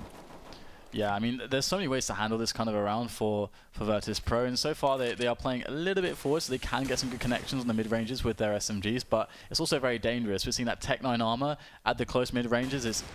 It's really devastating. So the only thing that's, that Virtus.Pro have going for them right now is that there's no nades on Na'Vi to really flash them away or anything like that. So it's always going to be a little bit troublesome, but they should be okay here. We'll have to see if they can get the safe defense. There's the very well-timed grenade from Pasha. That's going to mess things up massively for Na'Vi. 3 kills, in fact, from Pasha. Very nicely done by him. Can Edward and Cease pick up anything here? Yeah, that was really well done from Pasha, because let's not forget that the opponents had armor and a helmet as well. And Edward now 1 versus 5, he has been spotted, and well, Virtus.Pro ain't going to gift him a kill. And Navi now, they invested heavily into that round, trying to win the second round. Money is very tight, they've got to eco. Yeah, it's going to be interesting now to see how much money Virtus.Pro can build here. I think we saw earlier in the first semi-final, it was... which team? I think it was Titan that were very cognizant that, they're on the CT side there, but they were very cognizant that, well, actually that means that they could let the time run out. But yeah, it's really rough because you're going to give so much money to the CTs now because they got all these SMGs. It's almost better if Pasha doesn't try to get any frags here and just lets the MP9s do work. $600 per kill is really important here for the CTs. So Virtus.Pro, it's just really a rough situation, to be honest, to start off Inferno. Already just toying with Bialy there, but no nades. No, they don't even have like a single P250, the cheapest decent option on a pistol to go for. All Glocks, no nades, no Kevlar, there's nothing at all. What can you expect from a round like this for Na'Vi? It's going to be a miracle if they even get 1 kill here, to be honest. Yeah, I was surprised that Guardian actually invested in armor in the last round as well. Cease is playing the bells. They could very well actually be talking things out here, which is why they're running down the clock. But yeah, last round, Guardian bought armor along with his pistol, which might suggest that he's not looking to save up for the AWP like he did on Train. But here we go. Snaps, you said how much money you get with these MP9s, and you know what? They're going to be rolling in the cash after that Molotov kill as well. 3-0 Virtus.Pro. Look at the money. They're all on like 6 to 7K. That's actually pretty good for the 4th round. So they're going to be very, very happy with that. And they're even going to stick on a couple of the SMGs. So they're going to play incredibly cost efficiently. They're really playing into the future here. Now, this is actually a bit of a risk for Virtus.Pro. Of course, they could have actually gone for a full buy. And, they have discarded most of them. But Neo's still going to be on the MP9. So yeah, they are going to use a lot of that cash. Very smart by them. Got Snacks pushing down aggressively. He will get found there, and Neo's going to be covering, but only with an MP9. And he's going to get eliminated by Zeus. So massive opportunity now found by Na'Vi. Yeah, great play from the Na'Vi leader, and that is going to leave the B bomb site empty, but the reinforcements in Taz and Pasha have come in, and now that means only 1 pole is on the A bomb site. One of the reinforcements in Taz down, hits the floor, and Pasha, they know he's here. Flash goes out, and they're just gonna try and see if they can bait him out. But Pasha, he's done so well so far with that FAMAS, just holding off this push. But surely now the bomb will go down, and Pasha and Bialy left to try and retake this bomb site. They even have a couple grenades as well, and we're guarding very low. If they can push in before the flank comes in from Edward, but in fact, Bialy's actually going to take down Edward, and he didn't take any damage there. How on earth is this a 2-on-2 at the moment? Really nicely done by Pasha and Bialy. And the time is with him as well. Oh, the spray down from Pasha! What a hero he is for his team, and he's going to secure that round, take it away from Na'Vi. Unbelievable stuff, really. Well, that was all Pasha. He did so well at coils. Not only did he get a frag, he put the flash down, and he ran down the clock as well. In theory, that should have been a Na'Vi round. Bialy had no idea Edward was flanking from behind, and that was really, really, really unlike Edward. He gets that kill onto Bialy. It's suddenly 3 versus 1, and Pasha and co. Oh my god, Edward. But anyways, Na'Vi now forced back down onto pistols. Let's see whether they can finally get their first round on the board. It's going to be tough. Yeah, no Kevlar at all, so pretty easy pickings here for Virtus.Pro on the defense. And Pasha is pretty close there on middle as well. So they have a lot of information. If there's any stepping on mid, Virtus.Pro are all over this, so they've got lots of advantages to play with. What Na'Vi really need right now is to find a way to get like a couple frags. They need to keep Virtus.Pro honest with the economy. They really do, because I mean, well, last round they did a pretty decent amount of damage, but they could compound that. They could even make it worse for Virtus.Pro, and then into their next buy, if they do manage to win that, Virtus.Pro could be very soon onto an eco, and they can steal away economic control from the CTs, and that's half the battle when you're playing your T half on Inferno. Gives you so many more options, and it plays to Na'Vi's style, because they can delay longer, and they get away all the nades of Virtus.Pro if they've got a limited amount, but right now they've got everything they want to play with. Zeus, only one smoke, and that most likely is going to land towards CT spawn. But again, you expect Virtus.Pro or the Virtus.Pro to mow down these incoming CIS players, and that's most certainly what's happening. Easy peasy lemon squeezy for Virtus.Pro. He's going for the knife yet again, and Pasha gets it with the karambit. 5-0. Oh my god, that just adds insult to injury. And Pasha, I think he's having the game of his life right now. Look at the money on this guy. That's so important to actually get knife kills like that. I mean, extra $1,500 in the bank, that's pretty crucial, to be honest. Every little bit helps, especially when you're playing against Na'Vi. But Guardian's on the AWP. Now this is where things could get interesting for Na'Vi, if he can get some picks going for them. That's a great nade, though. That finds its way straight into Guardian. Does a lot of damage, down to 57 HP. Looking for that quick pick there. Oh, misses the flick shot there onto Pasha. Pasha will get out of dodge for the moment, and he knows now that the AWP is there, and they're trying to work their way up very quickly onto that mid control, but it's not happening just yet. Great shot by Edward, though, and Trey's coming in. All of a sudden, Na'Vi have mid. Great play from Edward, single-handedly opening up this A bomb site, but Taz with other ideas. Garden says, you're going to take out Edward, I'm going to drop you too. 4 versus 2 now. Neo, he's got this AWP, only 1 HP, and you know what? Fair enough. Fall back Virtus.Pro, save your weapons, you've started the game off strong, you've still got money to work with, and it's not going to be the end of the world if they give away this round. Yeah, absolutely. I mean, it'd be really helpful for Na'Vi if they could hunt them down, but again, their money's not in the best place ever, but if they can invest like a couple players and, of course, not lose their own AWP, I think that's absolutely fine if they can make the positions work for that. Of course, Neo being solo, that's not something they know exactly, but still. So, yeah, good start for Virtus.Pro. Na'Vi bringing it back with a very fast mid play, and that's also quite uncharacteristic of Na'Vi. You don't actually expect them to push very rapidly up middle, and you could honestly see that Virtus.Pro were a little bit out of position, and they got caught there. They didn't actually have a solid setup because, you know, players were moving around. Guardian got the quick shot onto Pasha, then Pasha's moving around, and they just didn't expect the pace.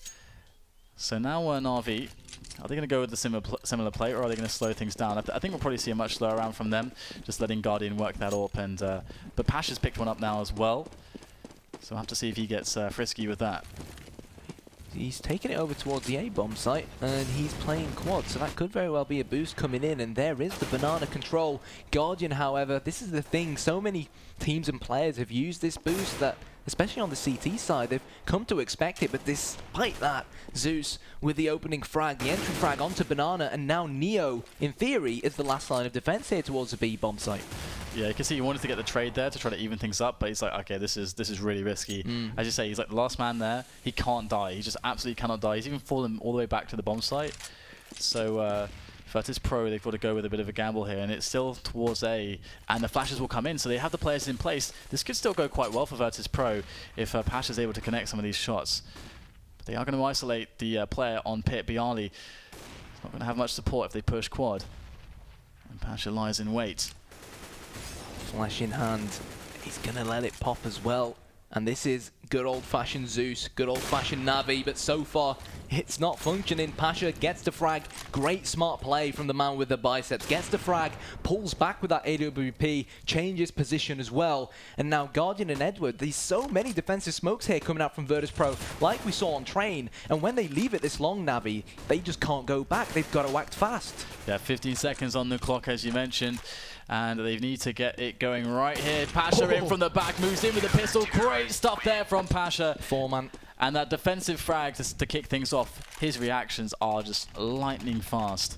6-1 now, Virtus.Pro, as they stomp all over Na'Vi in that one. Well, that was the significance of it. He got that initial frag on Arch, fell back, and he disappeared for a minute. And then he reappeared. Na'Vi, they forgot completely about him, and he got them from behind. AWP kill, then the P250 frag. Na'Vi getting caught out, and the truth was, I don't even think they'd have had enough time to plant the bomb. They left it so late. And this is exactly what Virtus.Pro are good at doing.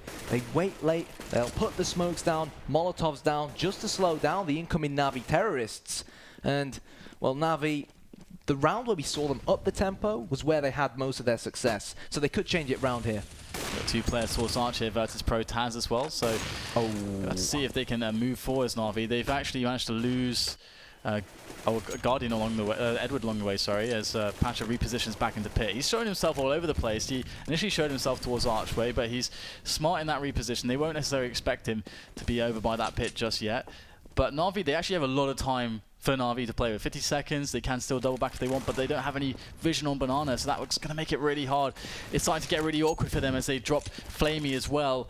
Now, what do? Got to make a hard call here, and they're losing men. They're trying to create opportunities, but it's just not happening. One after another, their attempts fail, and they are going to go for the pause. And I don't blame them. Things are getting a little bit desperate here for Na'Vi. Yep, it really is, and you have to worry for Na'Vi. You've got to think, what have they got to change? I think, honestly, for me on the CT side, Pasha has been so great in the sense that he's been so unpredictable. For example, that round, he started off at Arch, and then he changed all the way back down to pit, and he got the frag onto the Na'Vi player coming around quad. And he's such a great AWPer as well. And if he can continue to sit in those surprise positions and get those frags, the Na'Vi will keep on dropping, and they don't want Guardian to save this AWP. Yeah, they won't let him, and the time ran out as well. Guardian just died after time. He's got exactly $0 and just a Glock. So they're in this pause. And they're in a really bad predicament now. Of course, it's 7-1. And let's think about the only round that they actually did win. The only round that they won was a really fast play, kind of like a shock and awe play, basically, up middle. That's the only round that they actually won. When they're actually playing their usual style, which is very slow, Virtus.Pro seem incredibly well equipped to deal with it. They seem very, very comfortable in delaying all of their smokes and flashes and staying on default setups, leaving Neo to handle B. If it must be that way, they just leave Neo to do the job there. They have a lot of confidence in Neo to do that. He's very good at being the solo B guy, and also to add insult to injury for them, Virtus.Pro, they're not really going for those plays that some teams do. They get a little bit anxious against Na'Vi. They're like, what's going on? I don't know. Let's throw the flashes over. Let's get some info. Oh, we're dead because Na'Vi will leave it so late.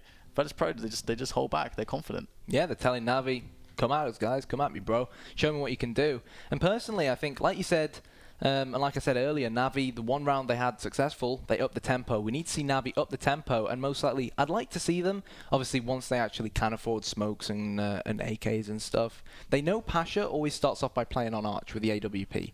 Smoke him off, smoke off pit, and smoke off in front of the truck as well. And then put one person in apps, because I think it's Taz who's always playing in apps. Try and isolate him. You isolate Pasha on Arch. He can't see because of the smoke. He's got to fall back to the library area. And then you push in. Apps guy gets killed, and then you've got the one guy in pit all by himself. Throw a smoke down, plant the bomb, gang up on the guy in pit, and you've got the bomb site. It's easier said than done, but in my opinion, I'd like to see Na'Vi try and do that, because if they want to try and creep up Banana, it's been very tough for them so far, because they always smoke the bottom of Banana Virtus.Pro and push down and take control of it. And like you said at the start of the round, that allows them to rotate the extra man towards the larger bomb site and leave Neo there on his own. Yeah, I mean, they don't have to go for information plays if they already have it. You can have it like quite late into the round as well. You can keep re-smoking that until like there's like 25 seconds left in the round if you kind of time it out well with like 3 smokes. So yeah, it's really powerful, and that is one thing we haven't seen explored massively for Na'Vi. They have actually found some picks, because as you say, Virtus.Pro do like to push down, so they are contesting Banana, and in a lot of rounds Na'Vi are kind of saying, oh well, you guys can kind of have it, I guess. We won't push you there, and then they do that mid push, inevitable mid push. They take mid, but then they don't have the double back option because they don't have Banana control earlier in the round. So their options are being restricted very effectively by Virtus.Pro.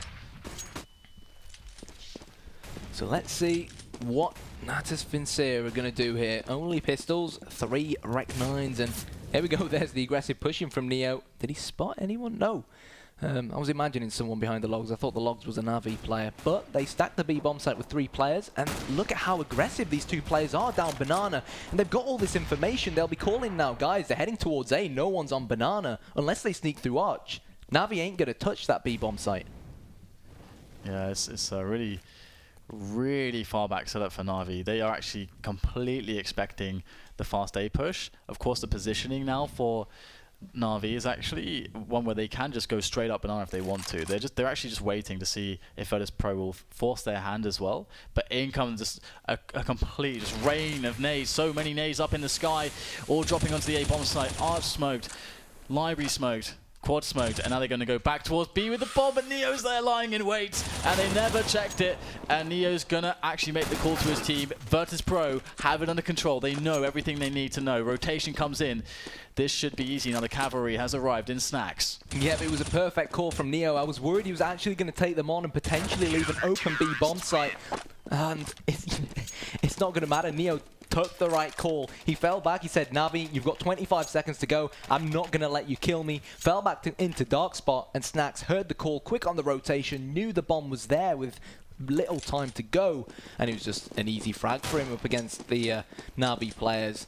And Na'Vi, this is the problem here on Inferno. They've been forced back down onto the pistols, and it almost just seems like you get a gun round, you lose the gun round, you're back onto pistols. It just seems like a never-ending loop.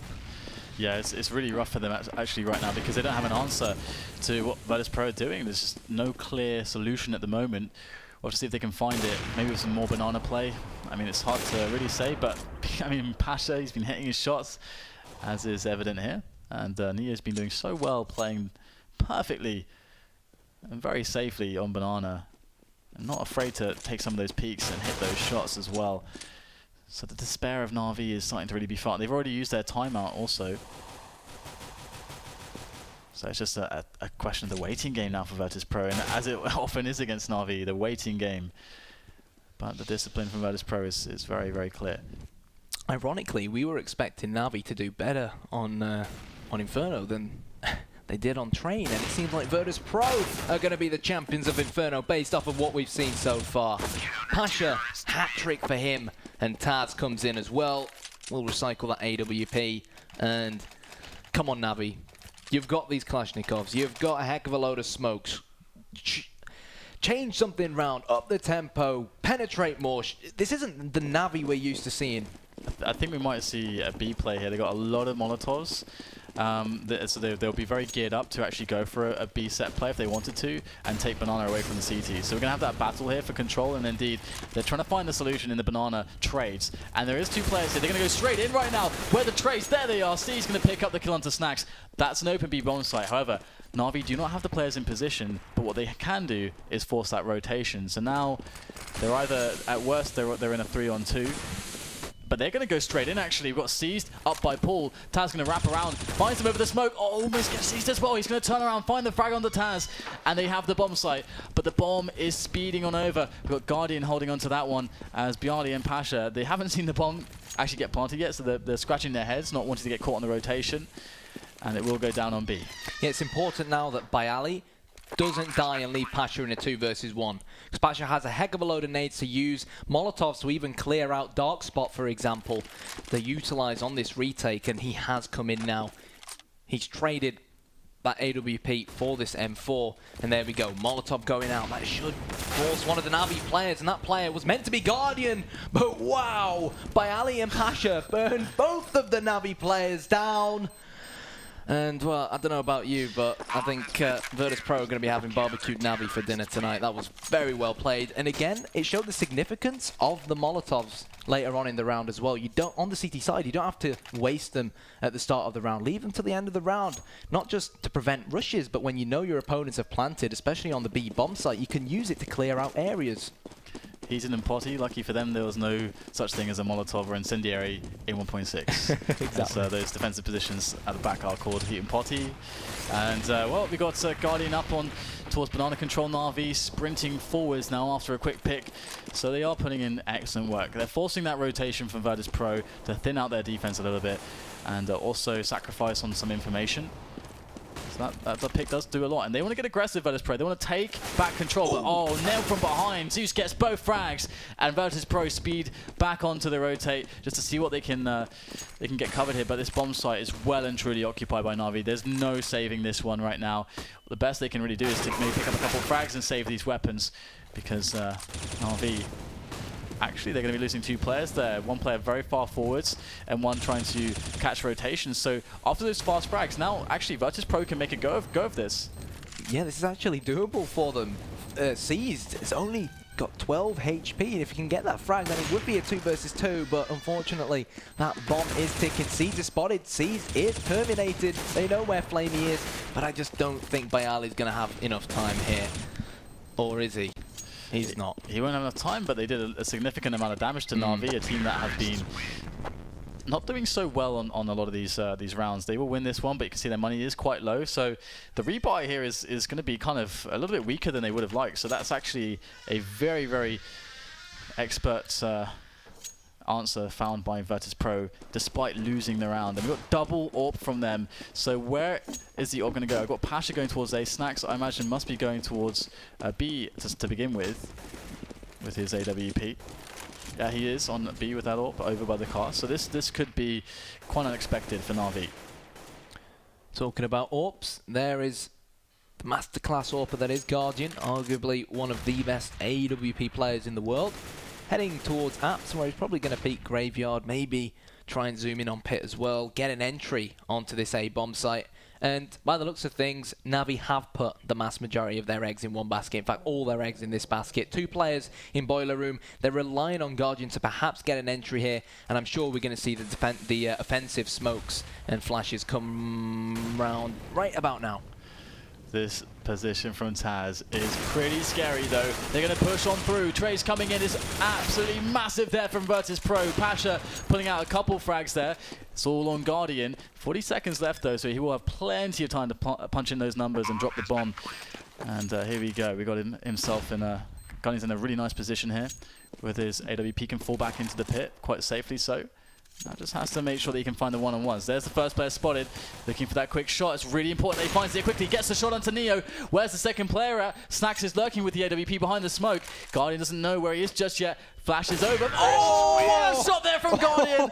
Found that lightning fast reactions again. And this is why he's considered so damn good with that AWP. A force to be reckoned with. Like you said, you hit the nail on the head. When you're in a 2 versus 1 situation like that, you know that your opponents are going to be coming at you from different angles to try and surround you. You need to use whatever cover you can, any smokes you have, to turn the 2v1 battle into 2 1 versus 1 battles. And that was exactly what Guardian did. Used the map, got the frag onto Bayali, who came round quad, and then Snacks, what a headshot coming in onto the bomb site. But despite that, despite the fact that the VP money was low, they have forced this. Taz with only CZ75, no nades to work with, and he's gotten the information now that there was a heck of a load of Na'Vi players spotted at mid, and Bayali, he could very well capitalize here.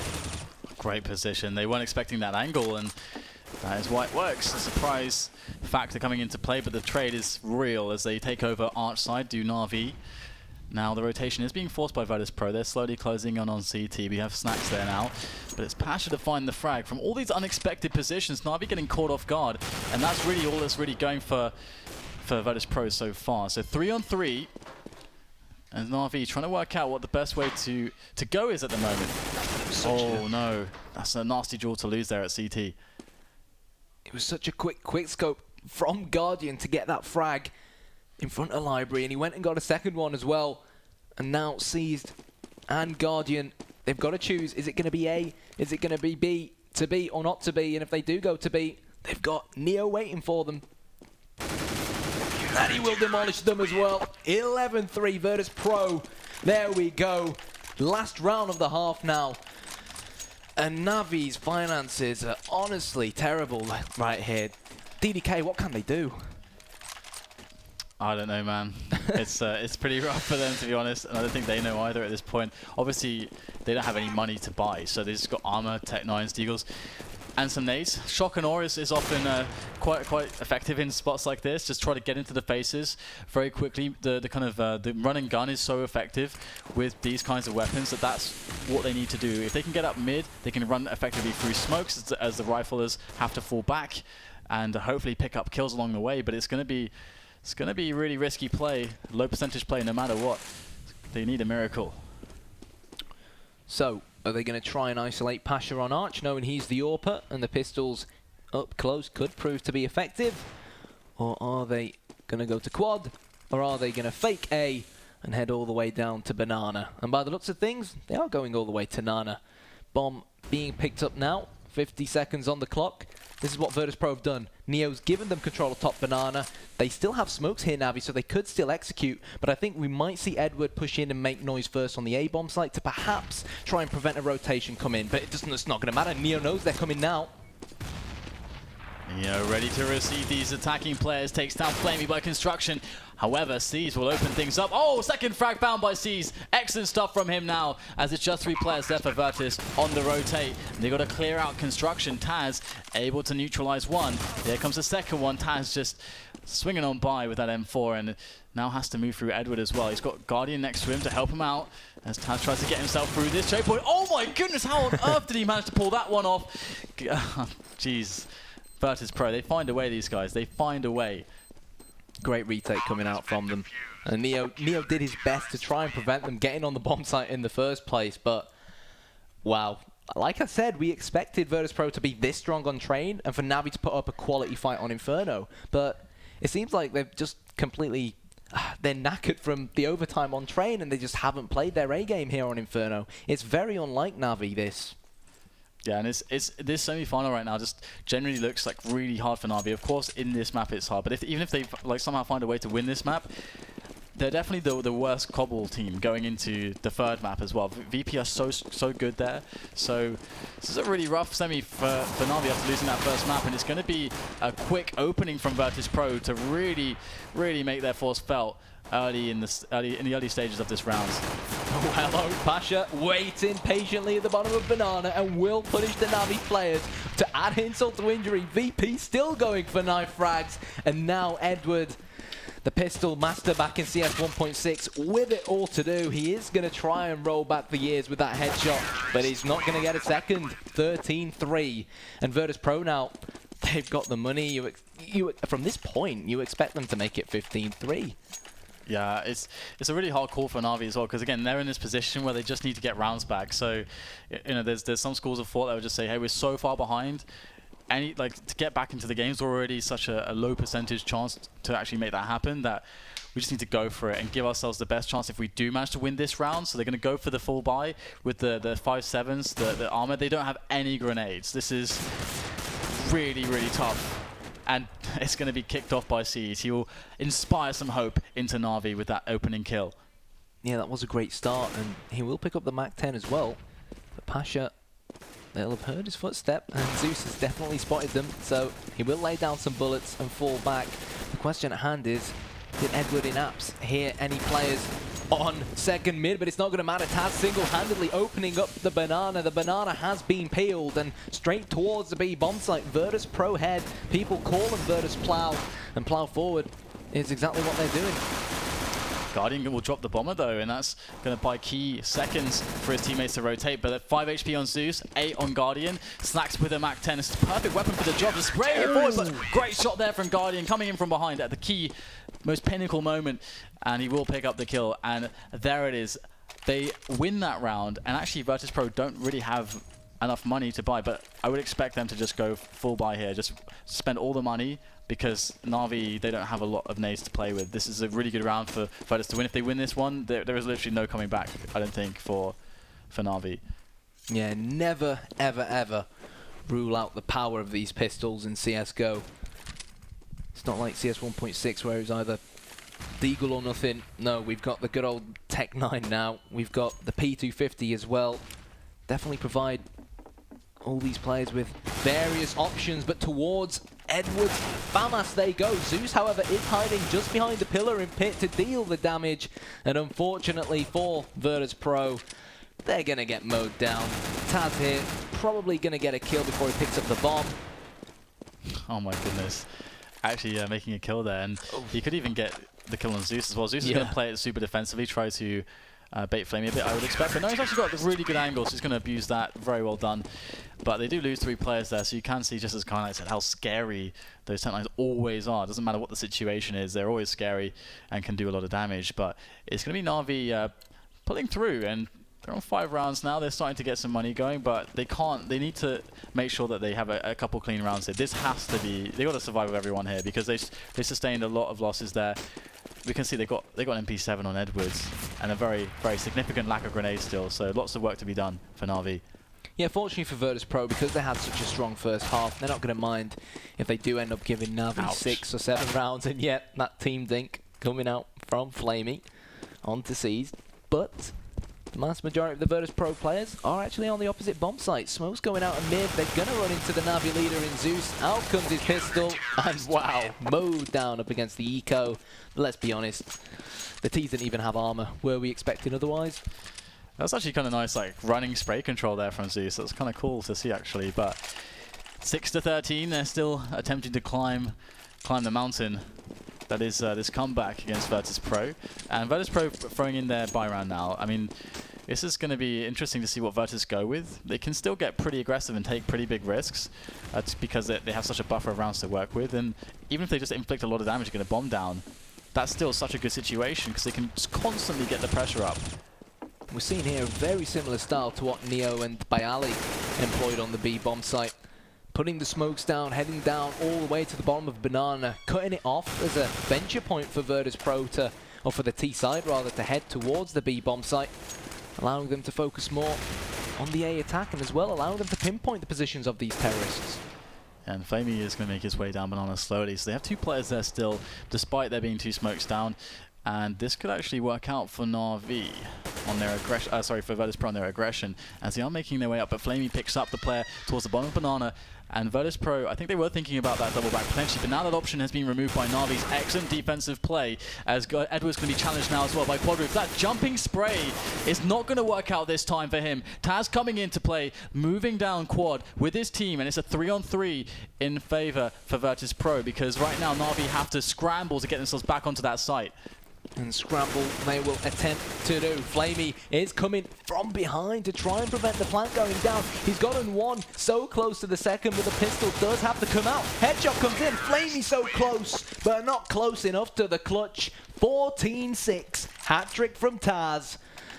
And Virtus.Pro edge one step closer to winning this best of 3. Just 2 more rounds for them, and they've done it. But Na'Vi still have enough money in the bank to get an AWP onto Guardian. Now, are we going to see a crazy apartments push from Guardian? What is he going to be doing? He's got, I think, quite a good spawn, at least for middle. He's going to look for the pick. Oh, gets the shot onto Bialy. Great stuff there, once again, from Guardian.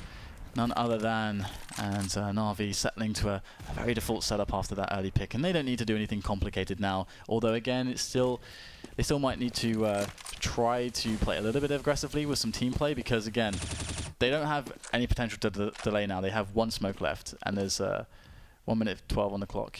Yeah, that's what they need to see from Guardian. They need to get that big sniper rifle in his hands and get him working with it, because he can be so effective with it, not just himself, but towards the entire game as well, when he does have it in his hands, getting openers like that. But Virtus.Pro, is it going to be A? Is it going to be B? It looks like they're going to be heading towards the B bomb site with the bomb crawling back down mid.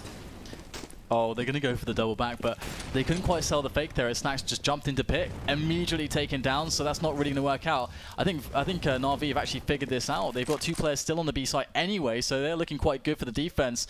Now just Flamey looking over the top of the coils to see if he can get it done. Now here's the stepping. They're playing the delay now to get the teammates onto the bomb site. We've got Guardi just scanning with that AWP, long range.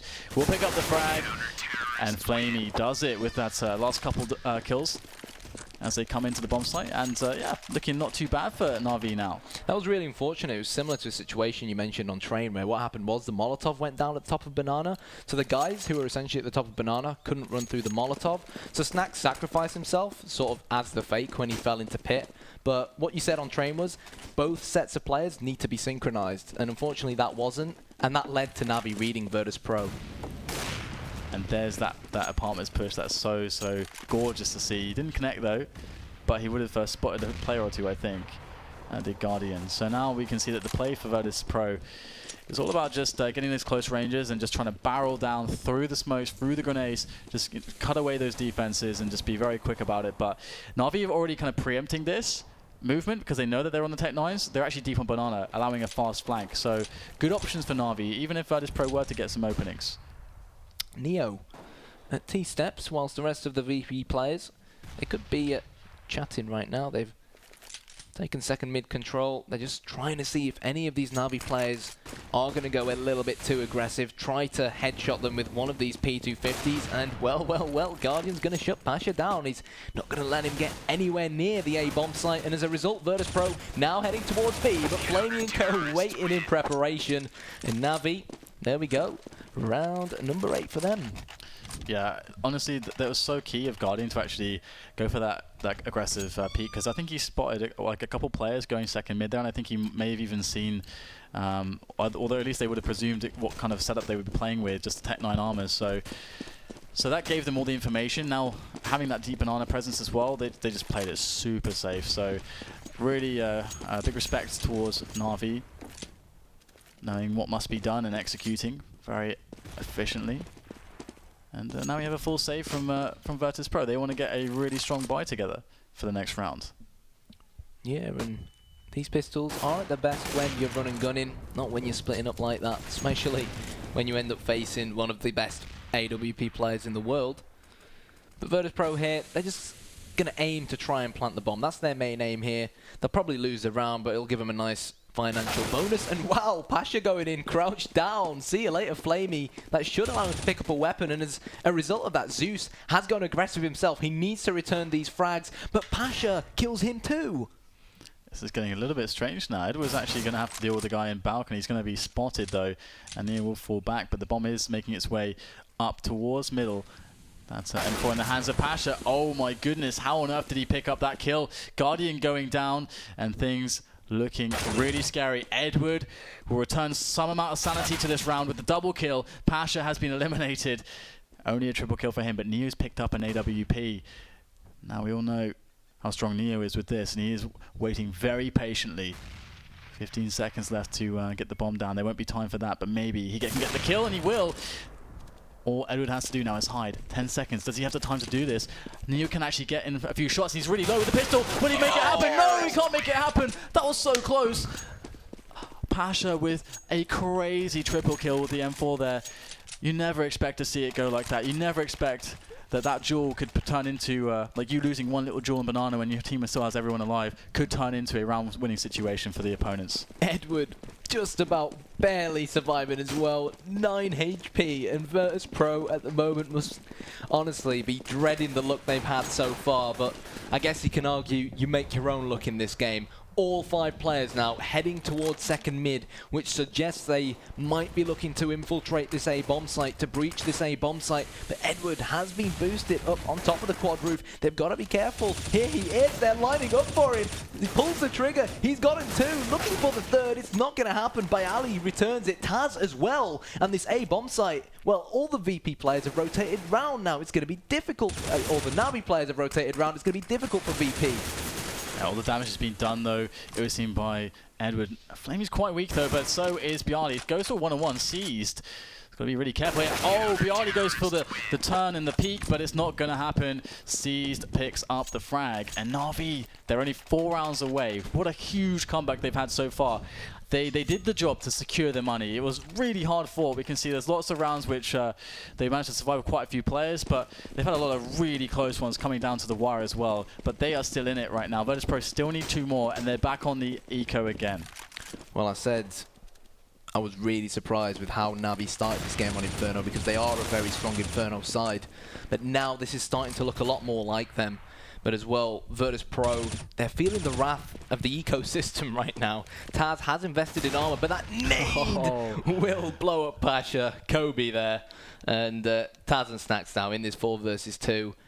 And it wouldn't surprise me. Yep, there we go. Snacks has gone down. It wouldn't surprise me if Taz just saves here, because he's invested slightly heavily into this round. He's got a few nades, he's got armor as well. And he's going to get a frag. Not too shabby, but he does hit the ground. So 14-11.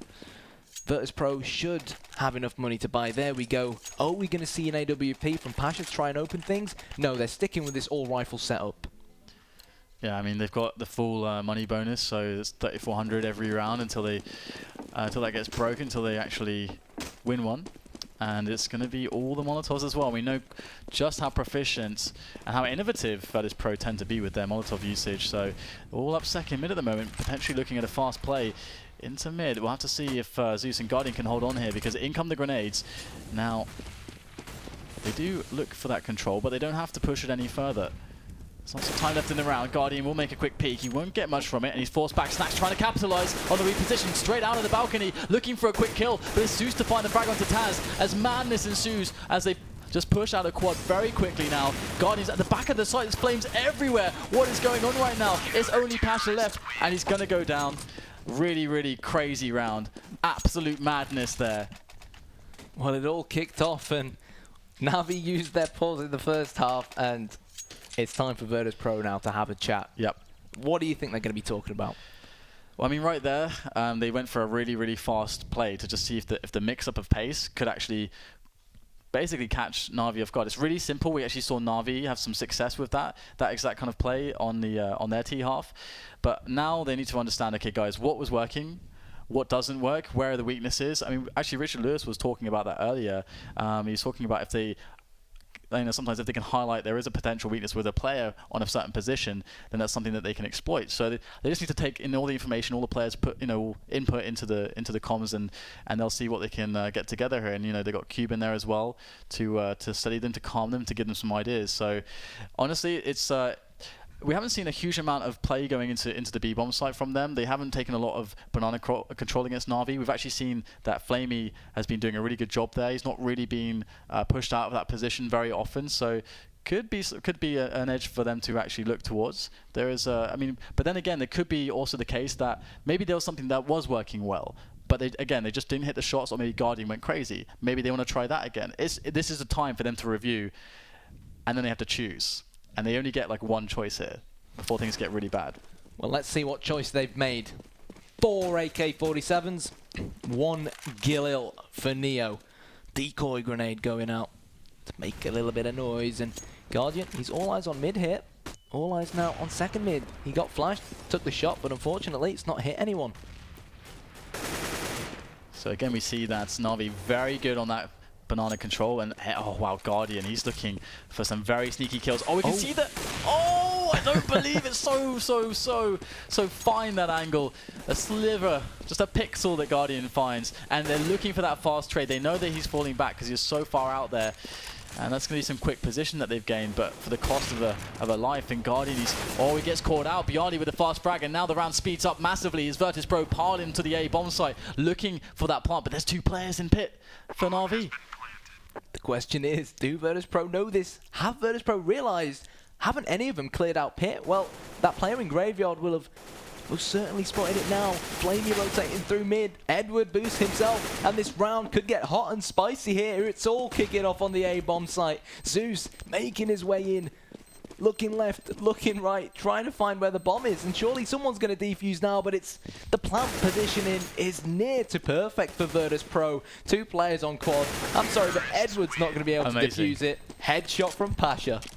But the really amazing thing there is, I don't know what Virtus.Pro necessarily had planned, but the fact that Guardian made that pick meant that they had to respond. They can't let a guy die and not get something for it. So they knew that he was pushed far forward. If they could just chase him down, they could maybe kill him or get some position. They got the position, then Guardian overstepped, they got the kill, and they planted in a way where they didn't go for the pick control. They actually left it open for a quad defense and had the guy in Graveyard to spot and stop the guys from pick coming out. So amazing. And now we're going to see more amazing action. Guardian, he is keeping Na'Vi in this single-handedly in some of these rounds. Well, you think historically, how many games has Guardian stepped up just to keep Na'Vi in games when the rest of the guys haven't exactly been hitting their shots? But it's safe to say this second half has been significantly better than the first.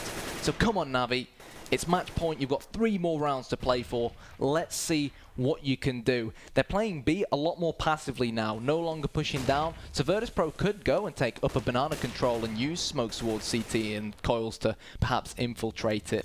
And that could be what they're looking to do, because they tried to peek A, they didn't spot anyone. So now they've got to quite literally go to plan B.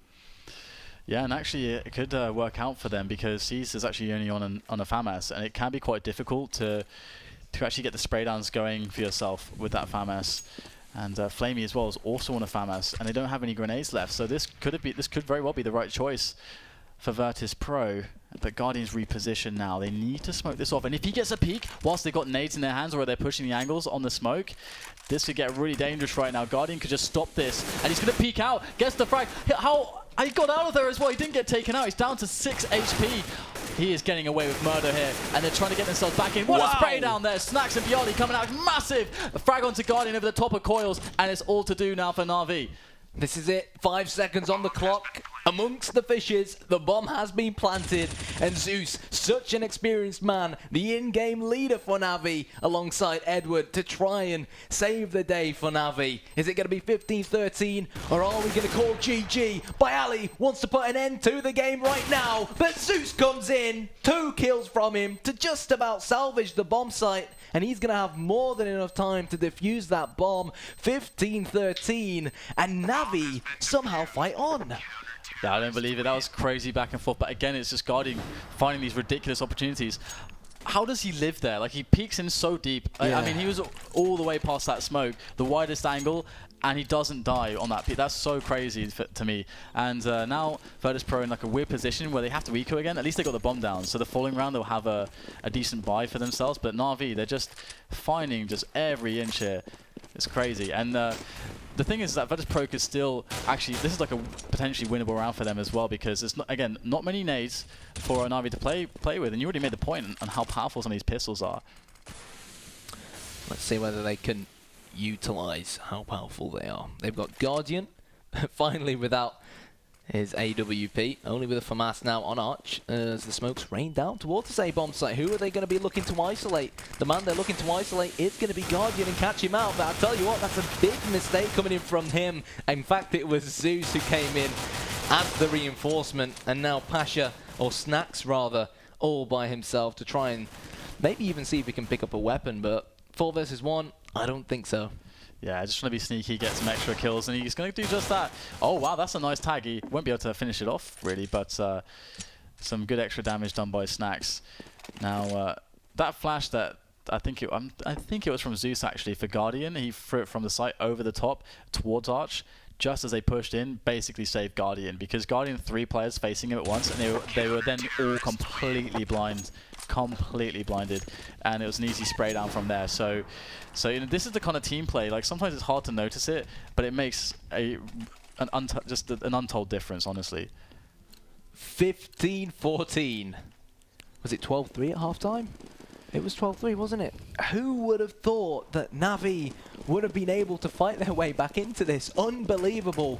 But I can't say anything other than welcome to Counter-Strike. This is exactly why we all love and admire CS. Pasha, headshot onto C's, and now it's Flamey. Last line of defense here on B, and we can see one of the Na'Vi players rotating round now. The defense has been spread. Only 2 players on this A bomb site for Na'Vi. But look at how aggressive Edward has gone in apps. Yeah, he's going to have a lot of info for his team there. Lots of really good intel for them to work out what's going on with the movement of Virtus.Pro in this one. Now, with that trade early on and the banana control that they're still holding on to, Virtus.Pro can still scrap together quite a nice play, and they're going to force Edward out of this bedroom position. So that Molotov there then tells them where Edward is playing from, and they know that there's likely 2 players on the B site. So now they actually have a good idea. They can paint a picture in their minds of who is playing from where, and that's incredibly key. Now, it looks like they are moving towards Banana. Oh, and Flamey's going to take down Pasha. So now Virtus.Pro's options get worse and worse, but Flamey's still peeking out there, and it's going to be the trade coming in from Zeus on the other side of the map, but still Virtus.Pro do have a chance if they can take down Guardian quickly. They have a chance. Are they going to use it? Smoked off CT spawn. Nade goes in, and both these poles are incredibly low on damage. 20 seconds. Bomb has been dropped. And now, unless Taz can do this 1 versus 3 and plant the bomb with 10 seconds to go, he's going to be in a very, very tough situation. And he gets blown up. Overtime once again, crazy series that we're getting a second overtime on the second map as well. And they were down 12-3, looking down and out for the count, but some of these rounds were just completely ridiculous. I don't even know where to start. Where do you start, Kai'Nai? I don't know. What a fantastic comeback. I mean, I'll hold my hands up and admit, you know, I gave Navi stick. I said we were expecting you to be solid on this map, and they proved me wrong, to say the least. What a CT half, and credit where it's due to the master that is Guardian, the X-Reason player from Source. He's found his form at the moment, and you know, with Kenny S's form currently dipping off, it makes you wonder whether this guy really is now one of the best AWP players in the world. He probably is the best AWP player in the world, to be honest. To me, I've definitely felt that way for a while. I just love his style of AWPing, just his decision making going into it. But we're going to see MR3 10k, so the action is just not going to stop right now because there will be no pistols unless we see very heavy AWP buys. But again, Guardian, he's going to conserve a little bit, no kit, just a couple of nades. So not going for the full buy because he's got the expensive AWP. Last time round, overtime went to Virtus.Pro. Of course, the Katowice 2014 champions. Are they going to be able to win the overtime again? I think they know where Zeus was based off of where they could hear those bullets, but it is going to be Taz. Headshot onto Edward, such a crucial player, such an experienced player for Na'Vi. And are they going to put all their eggs in one basket towards B here? Yes, they are. Pasha, AK-47 frag onto Guardian, and the Na'Vi defense is split. They can't even rotate in. And you know what, DDK? They're falling back to B. Money is so tight here in this MR6 format. They're going to say, look, you're going to have this round, Virtus.Pro. And it's such a shame that Virtus.Pro just couldn't win a round like this when they had 15 rounds in normal time. I mean, the thing is that, I mean, even if Guardian had actually hit that shot, they're moving so fast, there's just no way he gets time to even fire a second one. So that round is just pretty amazing. Just the entry from Virtus.Pro is so clean. And yeah, as you say, it's something that they couldn't find in regular time. And the momentum was very much broken up for them because they had to keep ecoing, and they couldn't find a consistency to any of the rounds. But this time they're going to kick things off well with that first T round. And considering how hard it was actually coming to them initially, that must feel really good, to be honest. One step closer to victory for Virtus.Pro, but you can't rule Na'Vi out just yet. 5 M4s. Yeah, no AWP. That's kind of the key thing here. No AWP on Guardian. That saved them in so many rounds. Just like these kind of ridiculous kinds of kills that he was just somehow sneaking away with. But now that advantage is gone. But it's still Na'Vi, and they're up against a really strong push up Banana. They're going to lose that straight away. Flamey wants to do some damage on the way back. He gets flashed over, actually. I think that flash came over from Arch side, so that's pretty nuts there from Na'Vi. But these fancy moves, will they pay off? It's Zeus now. He's got to delay. He has to delay. Out goes the flash, and we're going to have a few blind Virtus.Pro players, and as a result of that, they're stampeding straight back down towards the bomb of Banana. And you know what? They're going to run into the crosshair of Edward. He spotted this. He's calling this. 1 minute to go, and Na'Vi, they're over-rotating straight towards the A-bomb site here. They've got their heart set on this being an A-take. And you know what? By the looks of things, it very well could be. Yeah, slowing down a little bit. Virtus, they have loads of time, but oh, good spot out there from Guardian. Bit of a risk there, but he had a teammate to trade if it went bad. And that's going to give them the edge now in this situation. As Taz is going to spot it, just, doesn't go down there. But that was very close. He's so weak, 5 HP. Now trying to get into position on the balcony. It's a good position. Will Guardian go up there from Boiler? Looks like he will just stay put there and play for the trades with his teammate up quad as Na'Vi work their way in onto the bomb site. And there's the quick frag onto Neo. Where on earth is Taz? He's actually coming back down through Boiler. This is very sneaky indeed from Taz. Oh, he doesn't quite get the kill. Blows his cover. And it's going to be the round for Na'Vi. So one right back. And that's really important because they would be on eco otherwise. That was really well, not eco, I mean, but they would have no money. That was really well played from Na'Vi. I mean, they put 2 players on Arch rather than leaving someone deep near pit or slap bang on the site. Because just in case it had been a B, those 2 players would have been able to rotate fast, and they essentially played on the retake. They let Virtus.Pro in. They said, look, plant the bomb, but we're going to wait for our teammate to rotate back towards A from B and retake the bomb site together, which they did with ease. And now 16 all. Is it going to be a Virtus.Pro round for the end of this overtime first half, or is it going to the team from CIS? Well, it's a standard setup from Na'Vi here, just keeping it simple. They are finding lots of success with that banana push, but it is just, oh my goodness, they're all lining up in front of Na'Vi there. I don't even... This was just a complete blowout this round. Virtus.Pro, just with Neo now, 7 HP, sitting in the smoke. You can't really favour him in this spot. And he's going to be able to take down 1, but that's it. So it's going to be 17-16. Na'Vi with 2 CT rounds and Virtus.Pro with that 1 very quick one. I think they tried the same thing there basically, but they got wrecked. They got wrecked, yeah. There we go. Guardian statistics. What a player. And like you said earlier on, just his antics alone have kept Na'Vi still in this game. The same way Pasha played phenomenally in normal time. And when he played phenomenally, he was on the CT side. So let's see whether he can replicate it. We've got 3 Virtus.Pro plays. Oh no! Snax accidentally naded his teammate there. And now Snax and Neo, they've taken a bit of damage.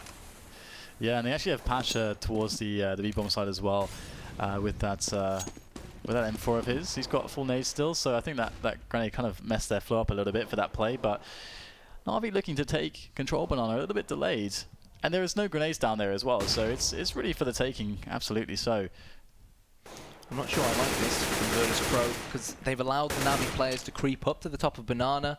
Now that they've got that top of Banana control, they could easily lay down the smokes and try and isolate these 2 CTs on the bomb site. But bomb's still at T steps, and this honestly looks like good old-fashioned Zeus. Taking their time, trying to sniff out the opposition, and then later on, with around 20-25 seconds to go, then they decide where to execute, thick and fast. Well, they're going to smoke off Arch there and slowly make their way in, relying on Guardian to make the spicky spots. The Pixel, oh, and he gets it. It's even a headshot there, the penetration kill onto Bialy. And now Pasha's looking to try to flank through the smoke, but he's going to get found out by Seized. They know all the tricks to these Na'Vi guys, as Taz is going to have to do something huge, but he gets nothing. And this looked like exactly how Virtus.Pro won that fast T round of theirs. It's all crumbling down for Virtus.Pro. They had a 12-3 lead going into the second half. And Na'Vi, well, they've huffed and puffed, and they're so close to blowing away the Poles all the way back to Poland. This is the semi-final. Virtus.Pro lose, they're out. If Na'Vi win this, we'll be going to the 3rd map, which will be Cobblestone. And Na'Vi here just looking to try and hunt down these final few CTs. 1 down, 1 more to go. They know exactly where he is. Oh god, that's painful there for Snax. No survival there, and well, it's going to be the last round of this one, and it's got to be pretty tough here for Virtus.Pro in this position. Na'Vi definitely finding some good answers. I mean, that was a really standard round from them as well, and the only thing that was really missing was Virtus.Pro's initial pressure on Banana kind of, I think, messed up because of the grenades, and they were like, oh, let's just back out of this now. This is better. We're going to see the nades down. Guardian's going to move through now, finding his confidence, looking for the shot, misses the flick, and this could be massive right now. He's very, very exposed, but they do fall back, and they're not going to get a finishing nade or series of bullets to take down Guardian, so he's going to escape with his life, but only 14 HP left on him. Yeah, that will work so much in Virtus.Pro's favor to take down a player of Guardian's quality who's been so significant so far this game. He's peeking the corner here towards CT spawn on the B bomb site where Snax is hiding. And all it's going to take is just 1 bullet from Snax if he does go for the peek. And there it is. There's the first kill. Na'Vi now will know exactly where Snax is. No CT spawn smoke coming. Neo on the bomb site holding himself. And Virtus.Pro, they win this round. They win the next round. We go into a second overtime. There it is, so C's trying to make some work. Snax is very weak though, and he's going for the spray, but again, you've got to praise that excellent defensive work there from Virtus.Pro. Really nice flash for the teammate there. The counter flashes from Virtus.Pro, they're always so good on that. That's one of the reasons why they have some of the best just straight up rifle setups in the game, and why they're so good at Mirage is because they flash for each other so damn well. You just see it again and again. And well, they're going to keep their chances alive. Na'Vi just need that 1 round still to win this map. And Virtus.Pro need 1 more to just get to the next overtime. And again, the flashing in for each other, it's all down to team synergy, team chemistry. And we think about the core of this lineup. Taz, Pasha and Neo, they've been together playing CS, not just CSGO, but CS 1.6 for years, ever since they were back in the Golden Five with Cuban and Lord. Cuban, of course, their current manager, the man who stood behind them right now. But there we go, nade going down mid. Na'Vi, no sign of them just yet. They're just waiting for Virtus.Pro to try and waste all these Molotovs and smokes. And I wonder when they're going to pounce. Here it is before they were lining up, and it's going to be a spray down from Pasha. Only gets 1. Very, very critically wounded is Seized, but that's not good enough for Virtus.Pro. It's going to put them in a bit of a predicament, as now they've taken over Library's side, and it's going to be interesting to see if they can actually bully their way in, but so far it's not going their way. Excellent frags coming in here. Virtus.Pro shutting them down, and they are going to force it to another overtime. Holy moly.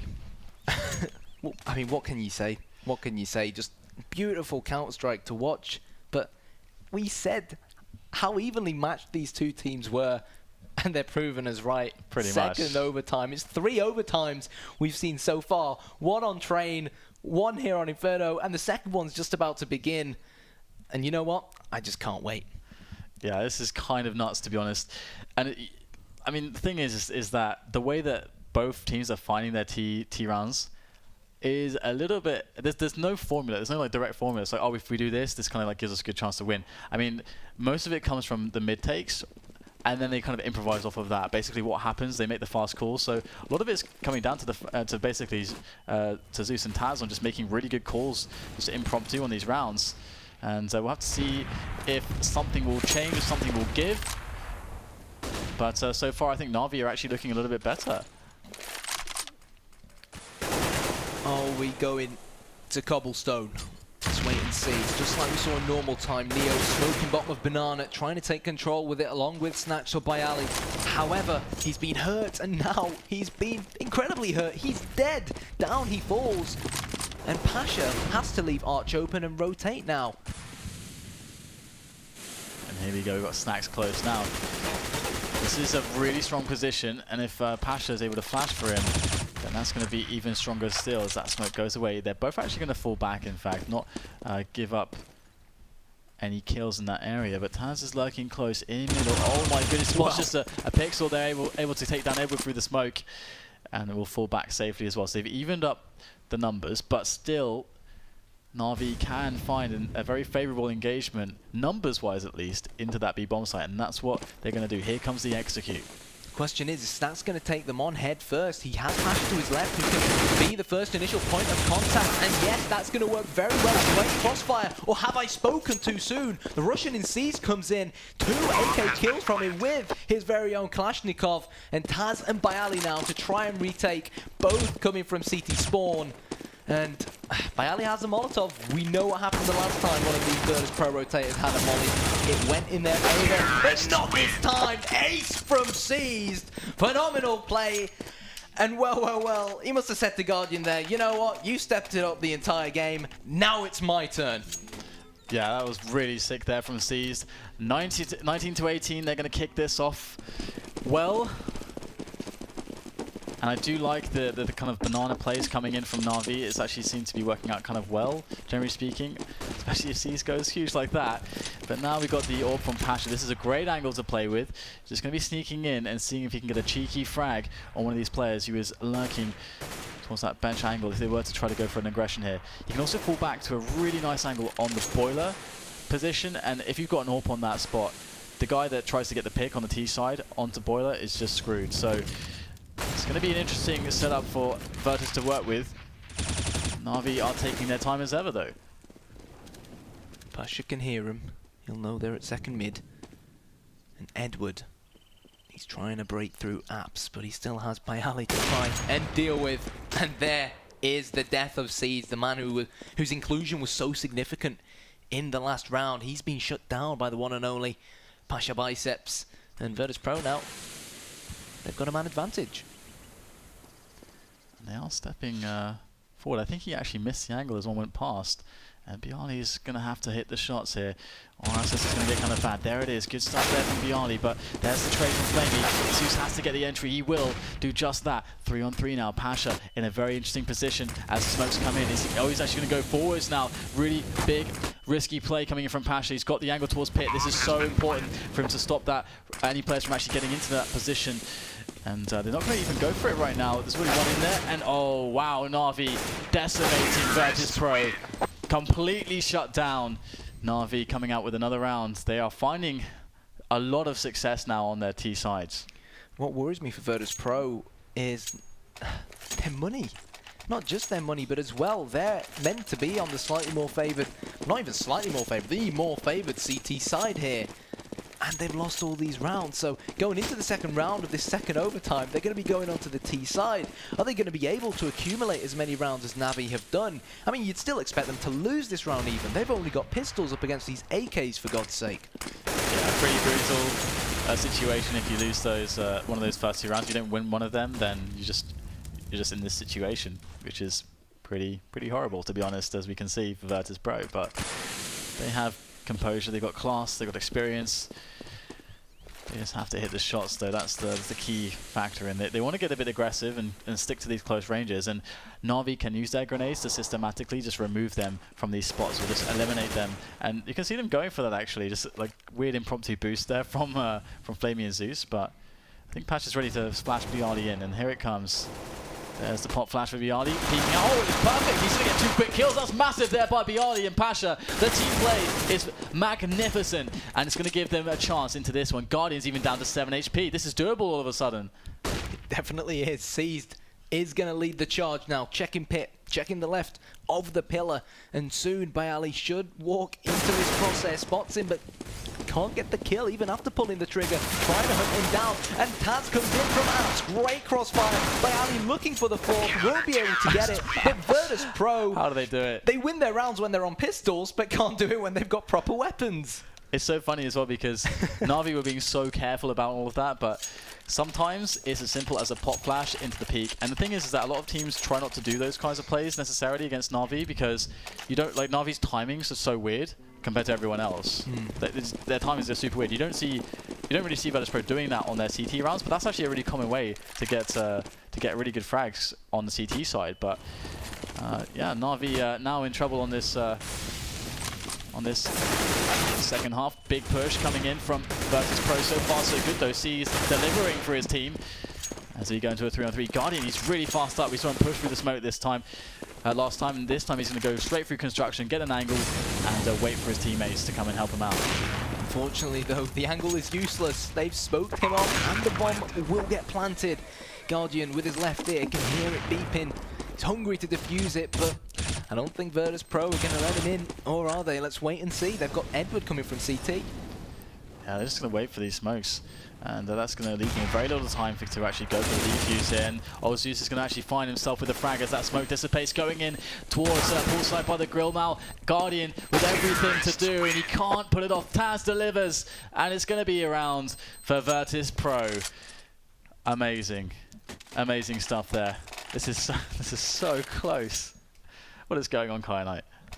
I wish I could tell you. I really do, but we're so fortunate to be able to cast this game as well. Both Taz and Pasha enjoying themselves, both with Taz on 37 frags, Pasha on 38. What a phenomenal game we've seen so far.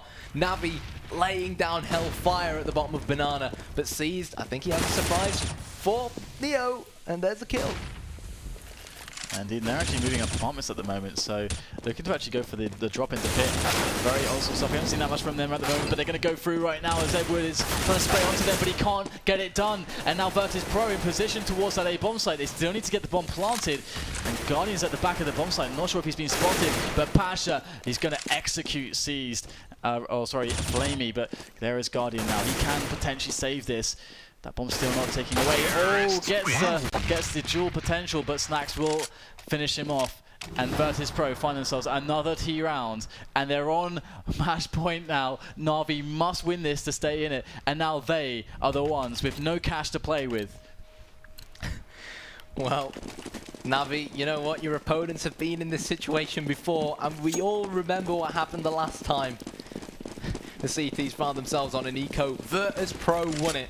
If Na'Vi can replicate what happened to Virtus.Pro, then we're going into overtime number 3. If not, Virtus.Pro are going to be heading into the Gfinity Spring Master Finals. Here we go. Snacks barbecue seized alive. Bialy pushing in, but Flamey with the 5-7 headshot. Is Snacks going to be his next assassination? It's in fact going to be Taz. This is brilliant from Flamey. It's starting to happen here. It's starting to happen. They're getting slowed down before they can get onto the bomb site. All these Molotovs not doing enough damage. They're still pushing in. They're trying to bully these CTs off the bomb site. Oh, these crossfires working magic here for Na'Vi. But still Virtus.Pro fight onwards. But a 2-on-2 now as it calms down just for a moment.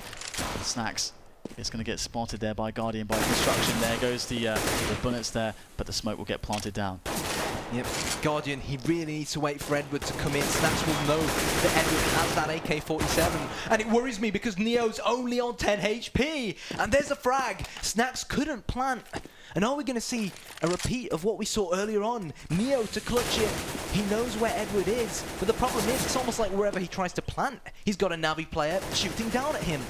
He knows he has to try to get a quick kill here before he can get the bomb planted. And oh, he's not going to get the kill there onto Guardian. Oh, almost, but he can't see what's going on behind the smoke. And he's got 10 seconds left to play with, and wow, I do not believe my eyes. This is complete insanity here between Na'Vi and Virtus.Pro. How did they do this? How did they hold on to that? That looked even more difficult than what Virtus.Pro did when they were on the pistol armor.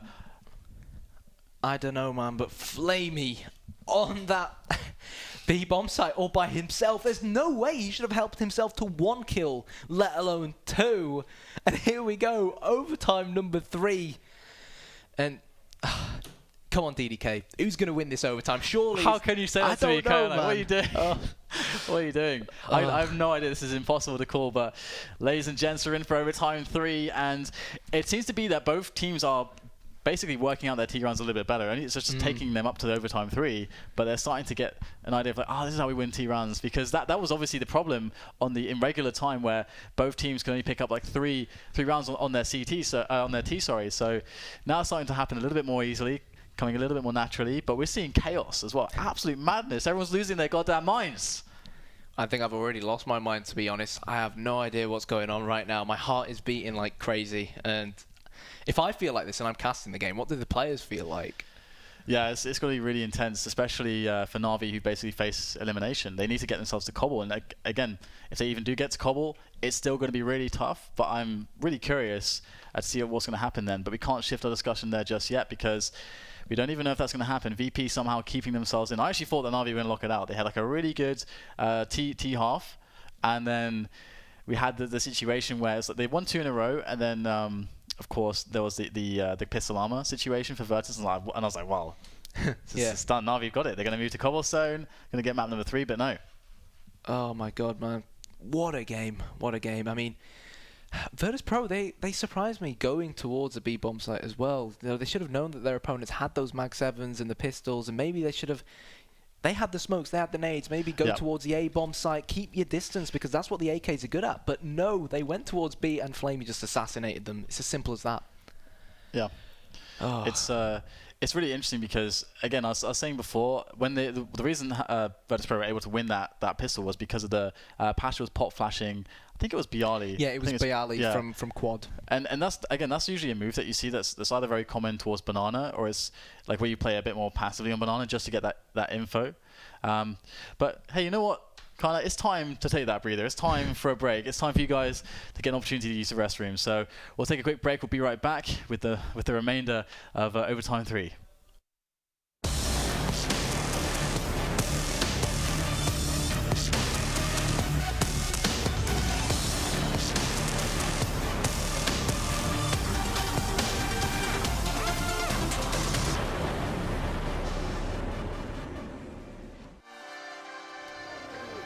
I'm on it.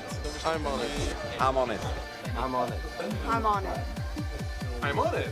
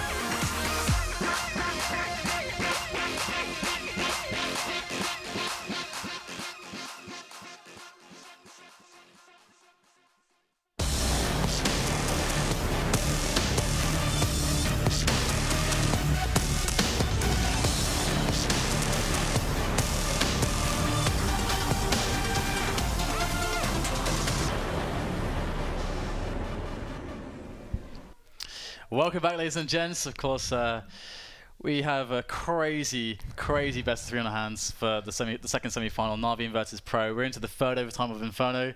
How's the little cast stream, Kyle? It was good. Yeah, relieved myself to say the least. Yeah. Did they get in the hand lotion and the those mints that I really like? I've been requesting those all weekend. No. God damn it! Come on, guys. Where are my mints at?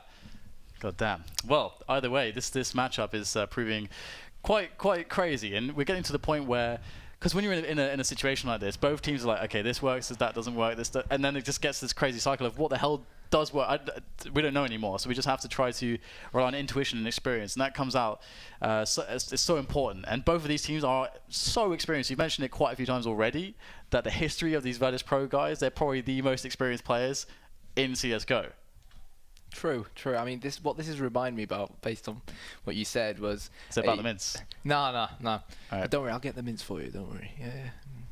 But seriously, there was, obviously it was on news websites and stuff, there was a UK CS game that went to, I think, 7 rounds of overtime or something. I think it was Excel Esports versus Team Zenex. And one of the things that one of the team leaders told me is once they got into so many overtimes, I think it was MR10...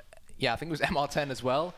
One of the things he said to me was, oh my God. I ran out of ideas on what to call. He said I was just recycling everything, and surely that's what Virtus.Pro Na'Vi are going to be going through, or at least Taz and Zeus. It's the crazy thing as well, though, because we are actually seeing more T rounds start to be won a little bit more easily by both teams. Because again, if you're just tuning in, guys, because everyone's on social media like, oh my God, crazy overtimes, and you're just tuning in.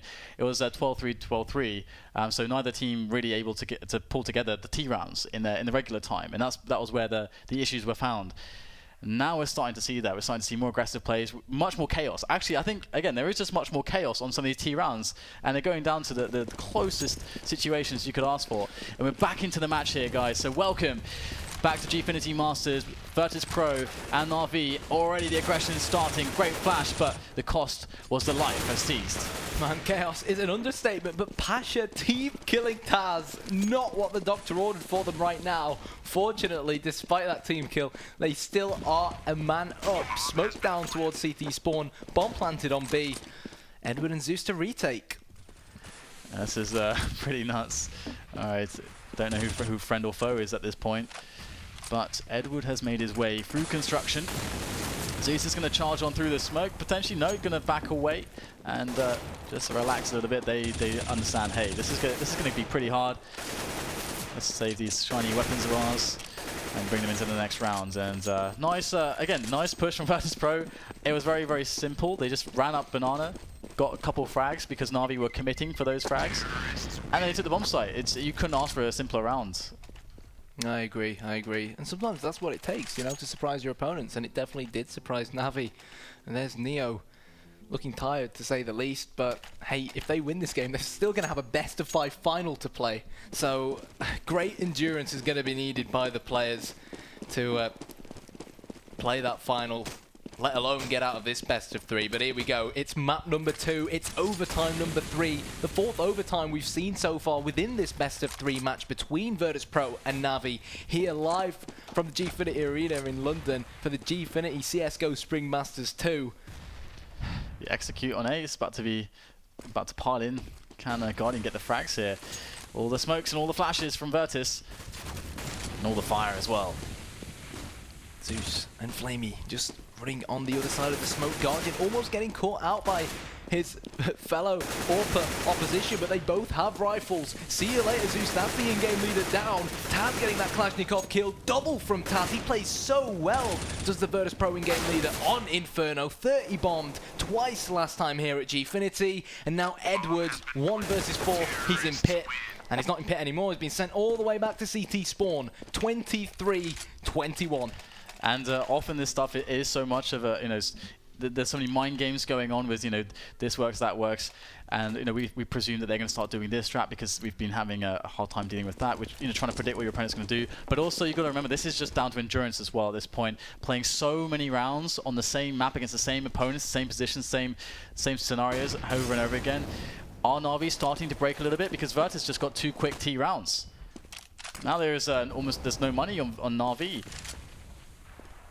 It's a stack from Na'Vi. And obviously they have to. The players who are left on the A bomb site, we've got number 7 and number 8. So we've got 1 M4 on 8 and Guardian with his 5.7. And Bayali comes in with his AK-47, and the question at hand now is, are they genuinely going to execute onto B here? Are they going to expect that there's going to be 2 CTs left standing? Are they going to expect that a rotation may have come in because the CTs, in theory, will have had plenty of time to do that? So they are going to fall back out. They know they have the AKs here. They'll be more than aware that the buy coming from their opponents is going to be incredibly tight. That smoke will most likely not just fake the B bomb site, but keep the 2 CTs there. So VP should outnumber Na'Vi here on the A. Yeah, they're actually bringing the play into Na'Vi, and that's the problem, because now all the rifles and nades are going to work in the favor of Virtus.Pro. Na'Vi couldn't get ahead of these plays, and that is now why they're suffering so heavily. Jesse's left over, and this is really bad for Na'Vi. They have to pick up 3 consecutive rounds on T side. 3, and that's pretty unprecedented. That's 3 rounds on the T side was all they could get in regular time. You're right, let alone in this overtime, which is only going to consist of 3 more rounds. But you know what? Look, they were 12-3 down going into the second half to bring us into overtime in the first place. If they can do that, I'm going to keep the faith that Na'Vi will be able to take us to at least a 4th overtime. Come on, Na'Vi, come on, Guardian. They need this man on point if they're going to take us to another overtime. Let's see what he's going to do.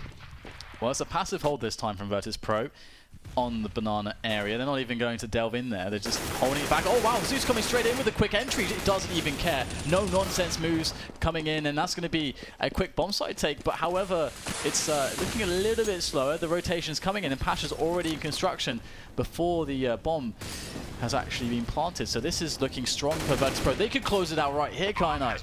They could. The last time Pasha rotated this thick and fast, he won the round single-handedly for his team. Nade going out towards the corner. Pasha spots one, but Guardian with the AWP kill. Flamey nails Bayali in the head as well. And now Taz all alone with an M4 armor kit, P2000 and Molly. But that Molly is going to go to waste. Great B take from Na'Vi. And VP, they haven't closed it out just yet. And if Virtus.Pro lose this one as well, then they're going to end up in the same situation Na'Vi were in at the end of the this. God damn it, we've had so many halves, I can't keep track anymore. Oh, but then again, we still saw Virtus.Pro win one of their CT halves in the last overtime with only pistols, so God knows what's going to happen. Well, we've got the potential AWP duels coming in because Guardian's picked up an AWP. Pasha on middle with the AWP. Gonna be peeking. He's done this peek before, and at the moment, everything's been done at this point. Got Pasha just holding the angle now. Is very, very cautious of him. Guardian's looking towards the left, and there it is, the peek from Taz. Very brave, and he won't get much damage to Guardian, but Guardian, more importantly, won't get the frag onto Taz. So just a bit of a standoff here in middle as Virtus.Pro hold on to it quite aggressively. So they're really putting a lot of resources in keeping Na'Vi away from middle, and it's only a minute left to play with. So they've got to be careful that they don't expend too many resources in that effort because they don't have much left now, and the middle control goes to Na'Vi.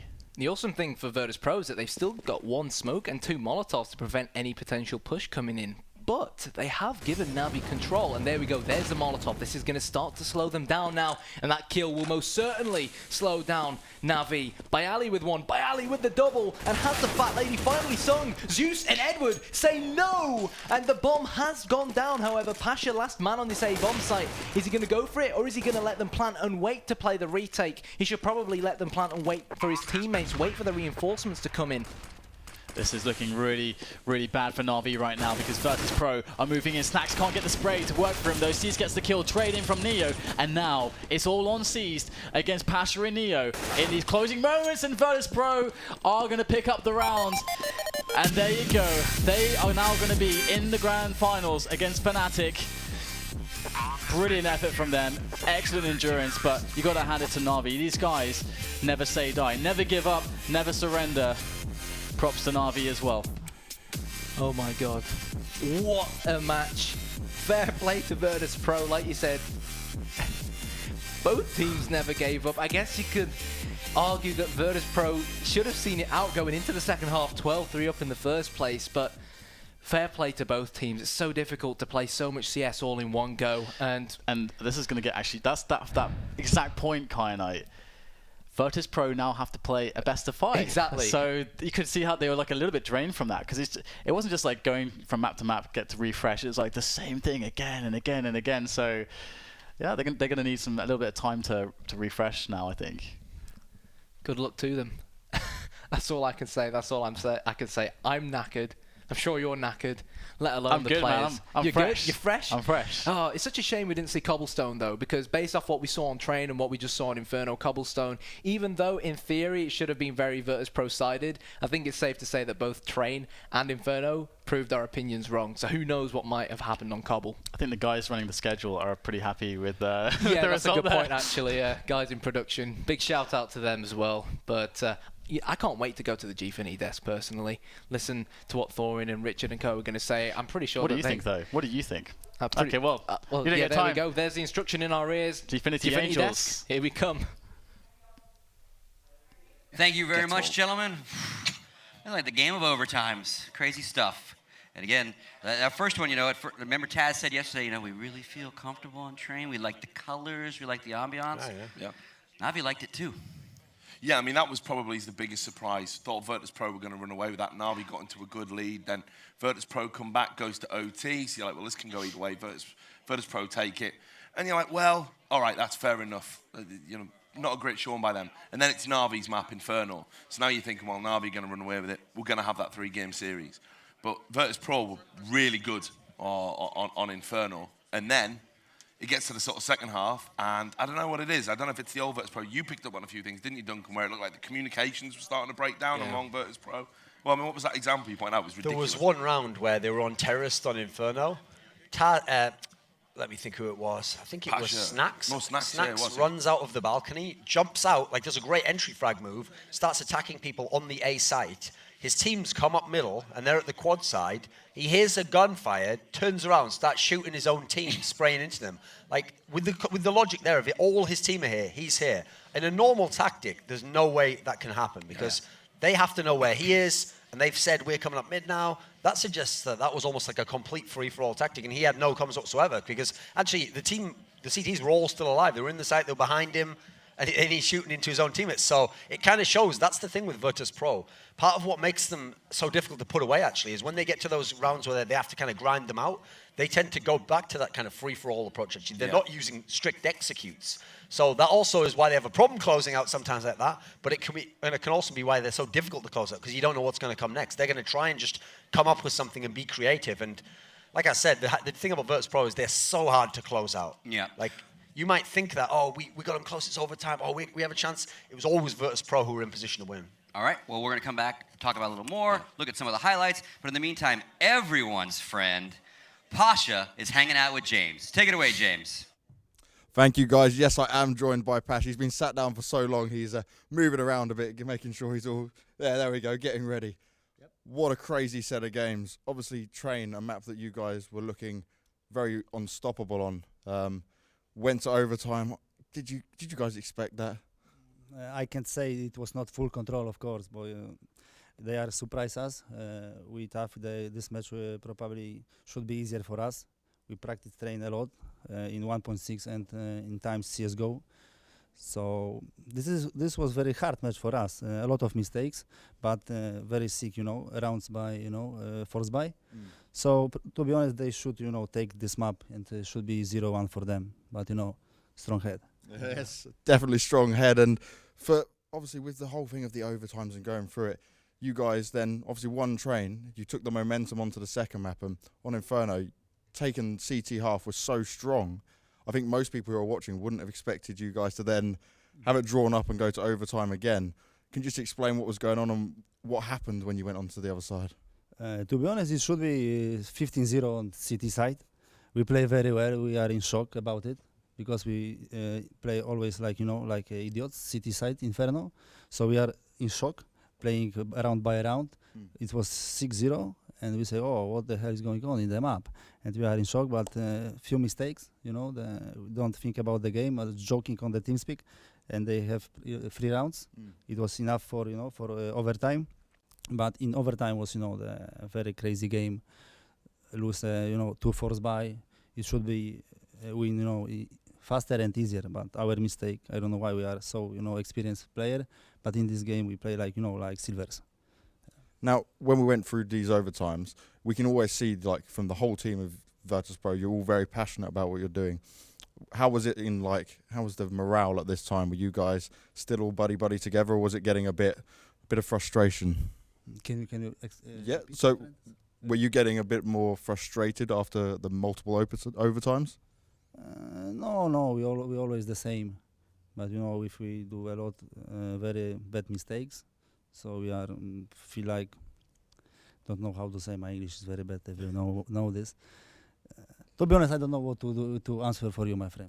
Do not worry. Do not worry. We'll go straight on to the next one now. So you're going on to take Fnatic. You've just fought a long set of games. How's he feeling? You feel like you're ready to take this on and potentially go and win it? I have for me it's one my friend, one enemy, one Zoom. I want to kick all of Meister again, kick him ass.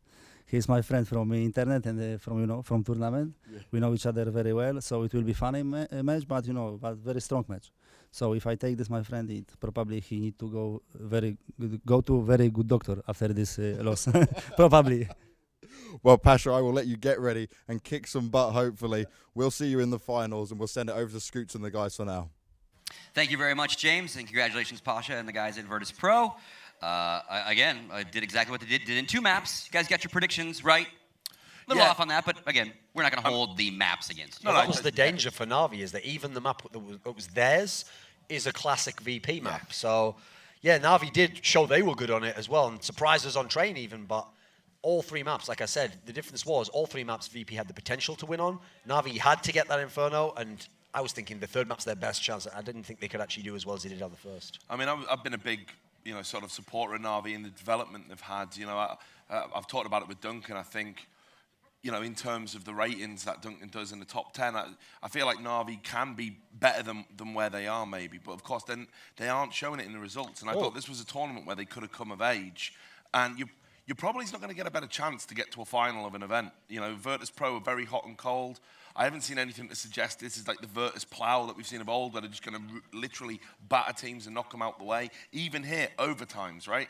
So, Na'Vi were close, but it's that thing we've repeatedly said about them. They're close to beating the best teams, but they're always just lacking that little something. I mean, that's what you'd think of a team who's 6th or 7th best in the world. Yeah. They're the team where, listen, they have those games where if you were to put together like their top 10 best of threes played this year, they'd have all these great results and back and forwards, but they'd be losing most of them. And a lot of them would be close results, but they'd ultimately be losing them. And who are the teams they're losing them to? Top 4 teams, top 2 teams. So it makes sense, actually. This is how the average is out. Yeah, they can have the ultimate day, but you know what? That ultimate day has come 1 time out of 5 tournaments this year. So makes sense, you know. One time you won, the other time you made a semi, the rest of the time you went out in the group stage. Average it all out, you're going to come about 6th to 7th, you know. And a point worth repeating is that veto, I've been playing it through my mind over and over again. Me and Duncan were talking about it in the green room backstage. I can't think how it could have gone worse. You know, like they literally just made it so hard for themselves right from the get-go. Great showing on train, actually, all things considered, but you didn't really want to be playing Virtus.Pro on train to begin with. And then your map's Inferno. Like, there's just no way. I mean, we were trying to think maybe they should have chanced it on Mirage, because if it had gone to a 3rd map, there's no doubt in my mind, I think Virtus.Pro would have battered them on Cobblestone. I mean, people have tweeted at me saying, oh, they've played on it twice in the past, and Na'Vi won both times, but I think that was online, and that's not going to enter into our criteria, our decision-making. This is an offline tournament. The environment's very different. So, yeah, I mean, I don't know, Dunk, what was your suggestion about how they could have done a better veto there? From what I remember, they could have, instead of banning cash last, I think they could have, no, it's the other way around. I think there was a period where they could have banned Cobblestone, and instead that would have made the decider Mirage, which VP definitely would have allowed through. And so Na'Vi, that's a classic map for them. It's also a very good map for VP, but again, Cobblestone's very good for VP. So if anything, you're just upgrading your own stock on the last map there. Yeah. So I think that's a decision which ultimately didn't come out down to bite them because they didn't get to the 3rd map, but they obviously could have by how close these two were, and then that would have given them a more favourable 3rd map there, I think. And this is probably the problem that Na'Vi are going to have going forward. They're really starting to refine their game, but it's on such a limited amount of maps. You take just 2 away from them, you're already, you've got 1 foot beating them in any series because they're really, really good on Dust 2. It's like Guardian just loves it. He just kills people for fun on that map. You can't stop him on both sides. And that's the thing as well, actually. From yesterday, when you think about it now in the context, I've always repeated again and again, NIP to me are the ultimate weird veto team where they do the weird decisions I don't understand. And they actually allowed Dust 2 through in that series, knowing that, So it's just a case where, at the moment, that's one of the problems. Both Na'Vi and Titan have this problem. There's certain maps, they're absolute magical. They're dynamite. They can play the best teams in the world on those maps. The difference is the best teams in the world have their maps, and then they have a spread of these other maps where they can also mix it up with you. And they're never totally out, whereas Na'Vi and Titan, these teams that are 6 and 7 for me, that's their issue. And unless they have teams that are willing to play them on their best maps, they're not going to win these big tournaments. Yeah, and you think about Fnatic, right? They're ridiculously big map pool. That's why when they get to a final, especially if it's best of 5, you always got to back Fnatic, right? Because they're just better on more maps than most teams. NIP are always competitive on a wide selection of maps, but once you start getting out, you start looking at the other teams. Envious, everyone else has got 2 or 3 maps that they're really perfected. But then you can do a veto that's really going to hurt them. So for Na'Vi, I think that's what they need to work on, really. They need to get back to the drawing board and think about that, because I still maintain they've got all the tools to be a really, really successful team. But unfortunately for them, their map pool is really lacking, and it's hurting them in tournaments like this.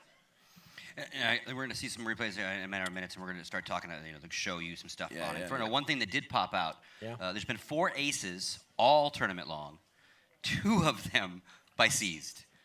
This is the guy that I keep bringing up, and like I say, I hope nobody thought it was derogatory when I called him a poor man's Crims, because I don't think that's an insult at all. I think 95% of players would love to be a poor man's Crims, right? And Seized is getting also, Crims has won a lot more money than him, so he's like, even sort of accurate. It works both. Duncan loves the wordplay. Yeah. So, but no, he's such a good player, and we can see a replay of him here. Just his rifle play is incredible, but what he does really well is he's just so cool, calm, never panics, and he makes the frags. He hits the shots. Oh, not in this clip. Well, not that time, though. But, yeah, this isn't the ace. Okay, well, this isn't the ace. Oh, no. Sorry, this is actually a Virtus.Pro eco. Yeah. But anyways, usually he makes the shots. Now, Seized is, like I say, somebody who he drops, he never just gets one frag. It's always like clusters. So when you're coming onto a bomb site and you're facing Seized, he's just waiting for you. He sprays you down, throws a smoke, lurks in it, and gets the kills. He's really, really good. I think he's an underrated player right now. He's been instrumental in Na'Vi becoming this sort of contender, you know, this team that we think maybe can creep up the ratings and challenge the top lot. So I think he really stood out for me. I thought on Inferno he did really, really well, had some great rounds. You know, they're a team that isn't all about Guardian. Very easy to highlight him, but I think Seized is kind of like the unsung hero of the team in a lot of ways.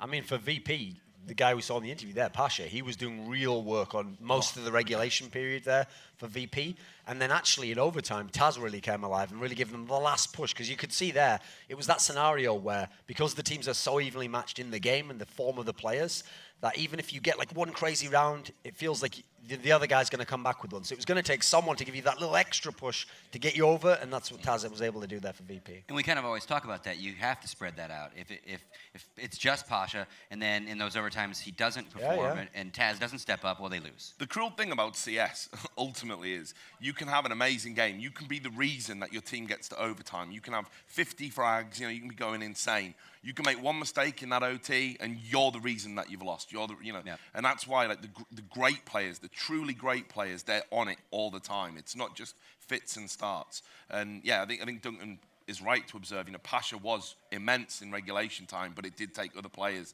to get over the finish line. So what you're saying is Pasha's on it. Sign up, Gfinity.net. I'm on it. You on it? Yeah, why not? Yeah. I'm gonna be on it after the final. You're on it. So again, gotta ask you about your rankings. So again, to remind everyone at home, he has them ranked Na'Vi 7, Virtus.Pro 5. Yep. Do they both bump? Or are you going to wait a couple tournaments anyway before you do your next one, you know? The thing is, because VP's made the final now, we have to, looking just at what they've done so far, I don't know if they're going to win yet. Yeah. Listen, if they win, I'm pretty sure actually VP would probably go up because NIP's the team that's below them. NIP have had a second, but then here they've gone out at the group stage. So VP's close to them, certainly. I could see NIP going up, especially because VP's just won a best of 3 over Na'Vi, who's one of my top 8 teams. That's like a big criteria for me. So VP's close to it. Na'Vi, let me think. The thing is, both Na'Vi and Titan, who are ranked 6 and 7, made the same placing over them. So I'd have to think about stuff like, let me think. No, probably not there because I think I'd give Titan the edge still because in the group stage, they're the ones who won the 3 series and they beat VP in this, you know, so I think that one's pretty much a wash. They did have a shaky DreamHack tour though. Yeah, but that Na'Vi wasn't there. Yeah, so I get it. I always say in my system, you can't lose points, you can only gain them. So by attending, you get something, and then by winning, you get something. If someone else loses, you don't ever go above them unless you've done something to go there, you know. All right, well, thank you, guys. The opposite of how esports works, that is usually.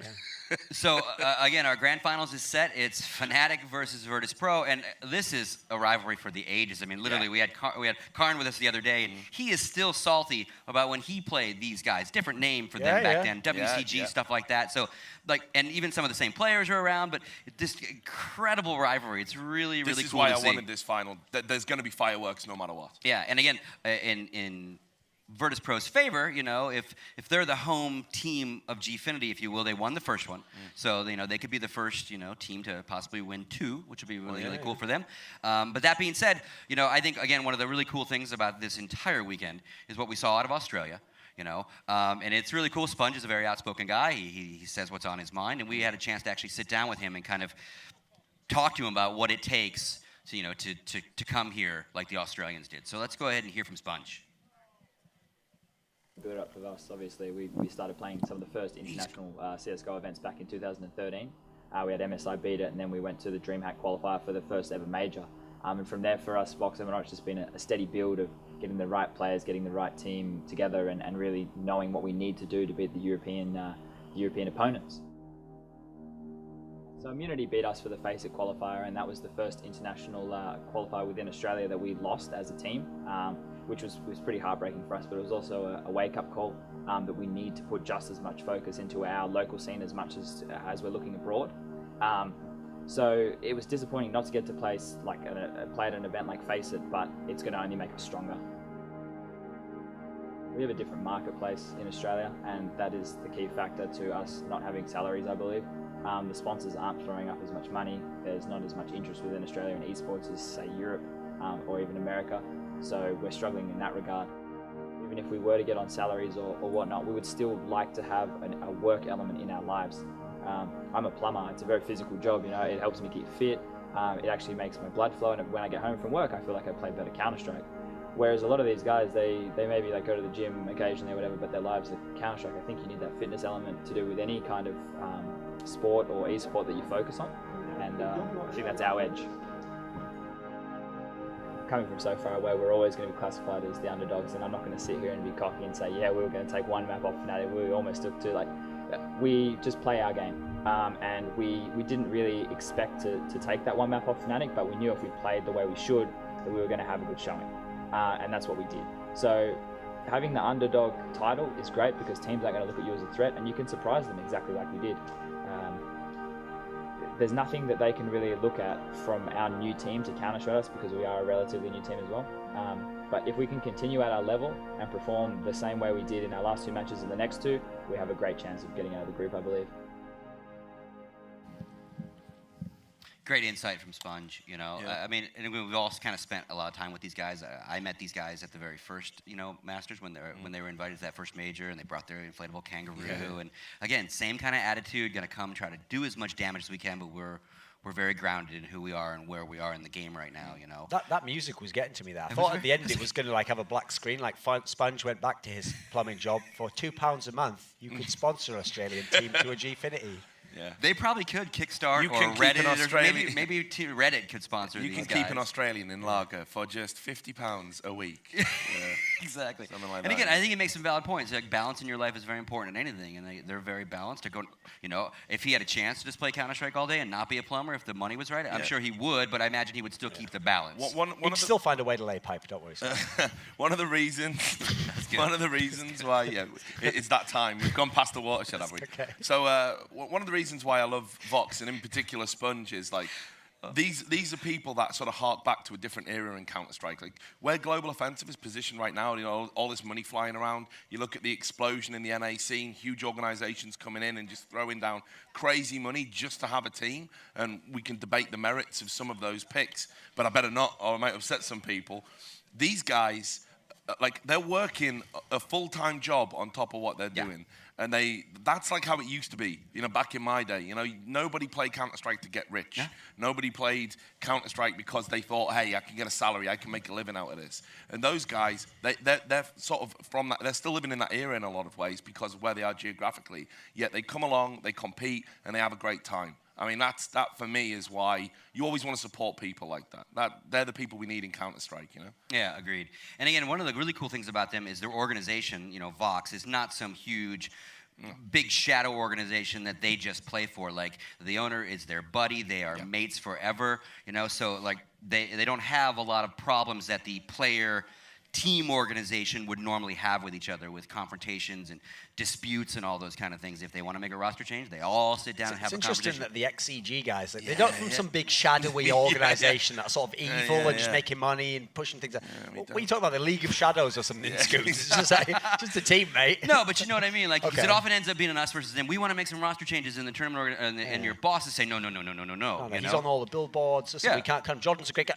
Oh, wait, man. I meant an example there. It's hypothetical. Just someone who might be called Jordan. That's a prime example, yeah. We'll never know who I meant. So I think, point Michael being, Jordan. like, if these guys were to get a better opportunity somewhere, because again, like, if you're a team owner out there anywhere on this planet, you should reach out to these guys. Like, they're gonna keep doing well, and if they had the ability, obviously, to truly commit, who knows how good they'll be. The point being, it's not like you would steal them from Vox. Like, they would communally come work with whoever. These guys aren't a flash in the pan either. You know, they've been around a long, long time. Sponge, as I said, goes back to the CGS.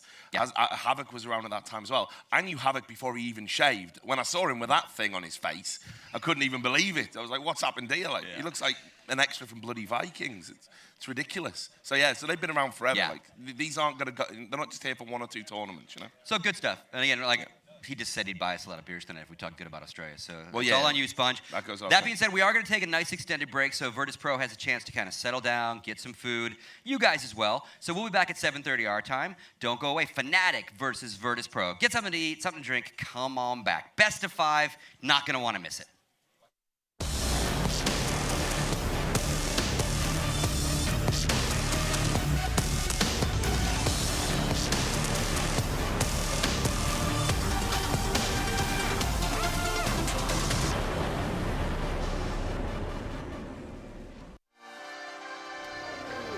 I'm on it. I'm on it. I'm on it. I'm on it. I'm on it. I'm on it.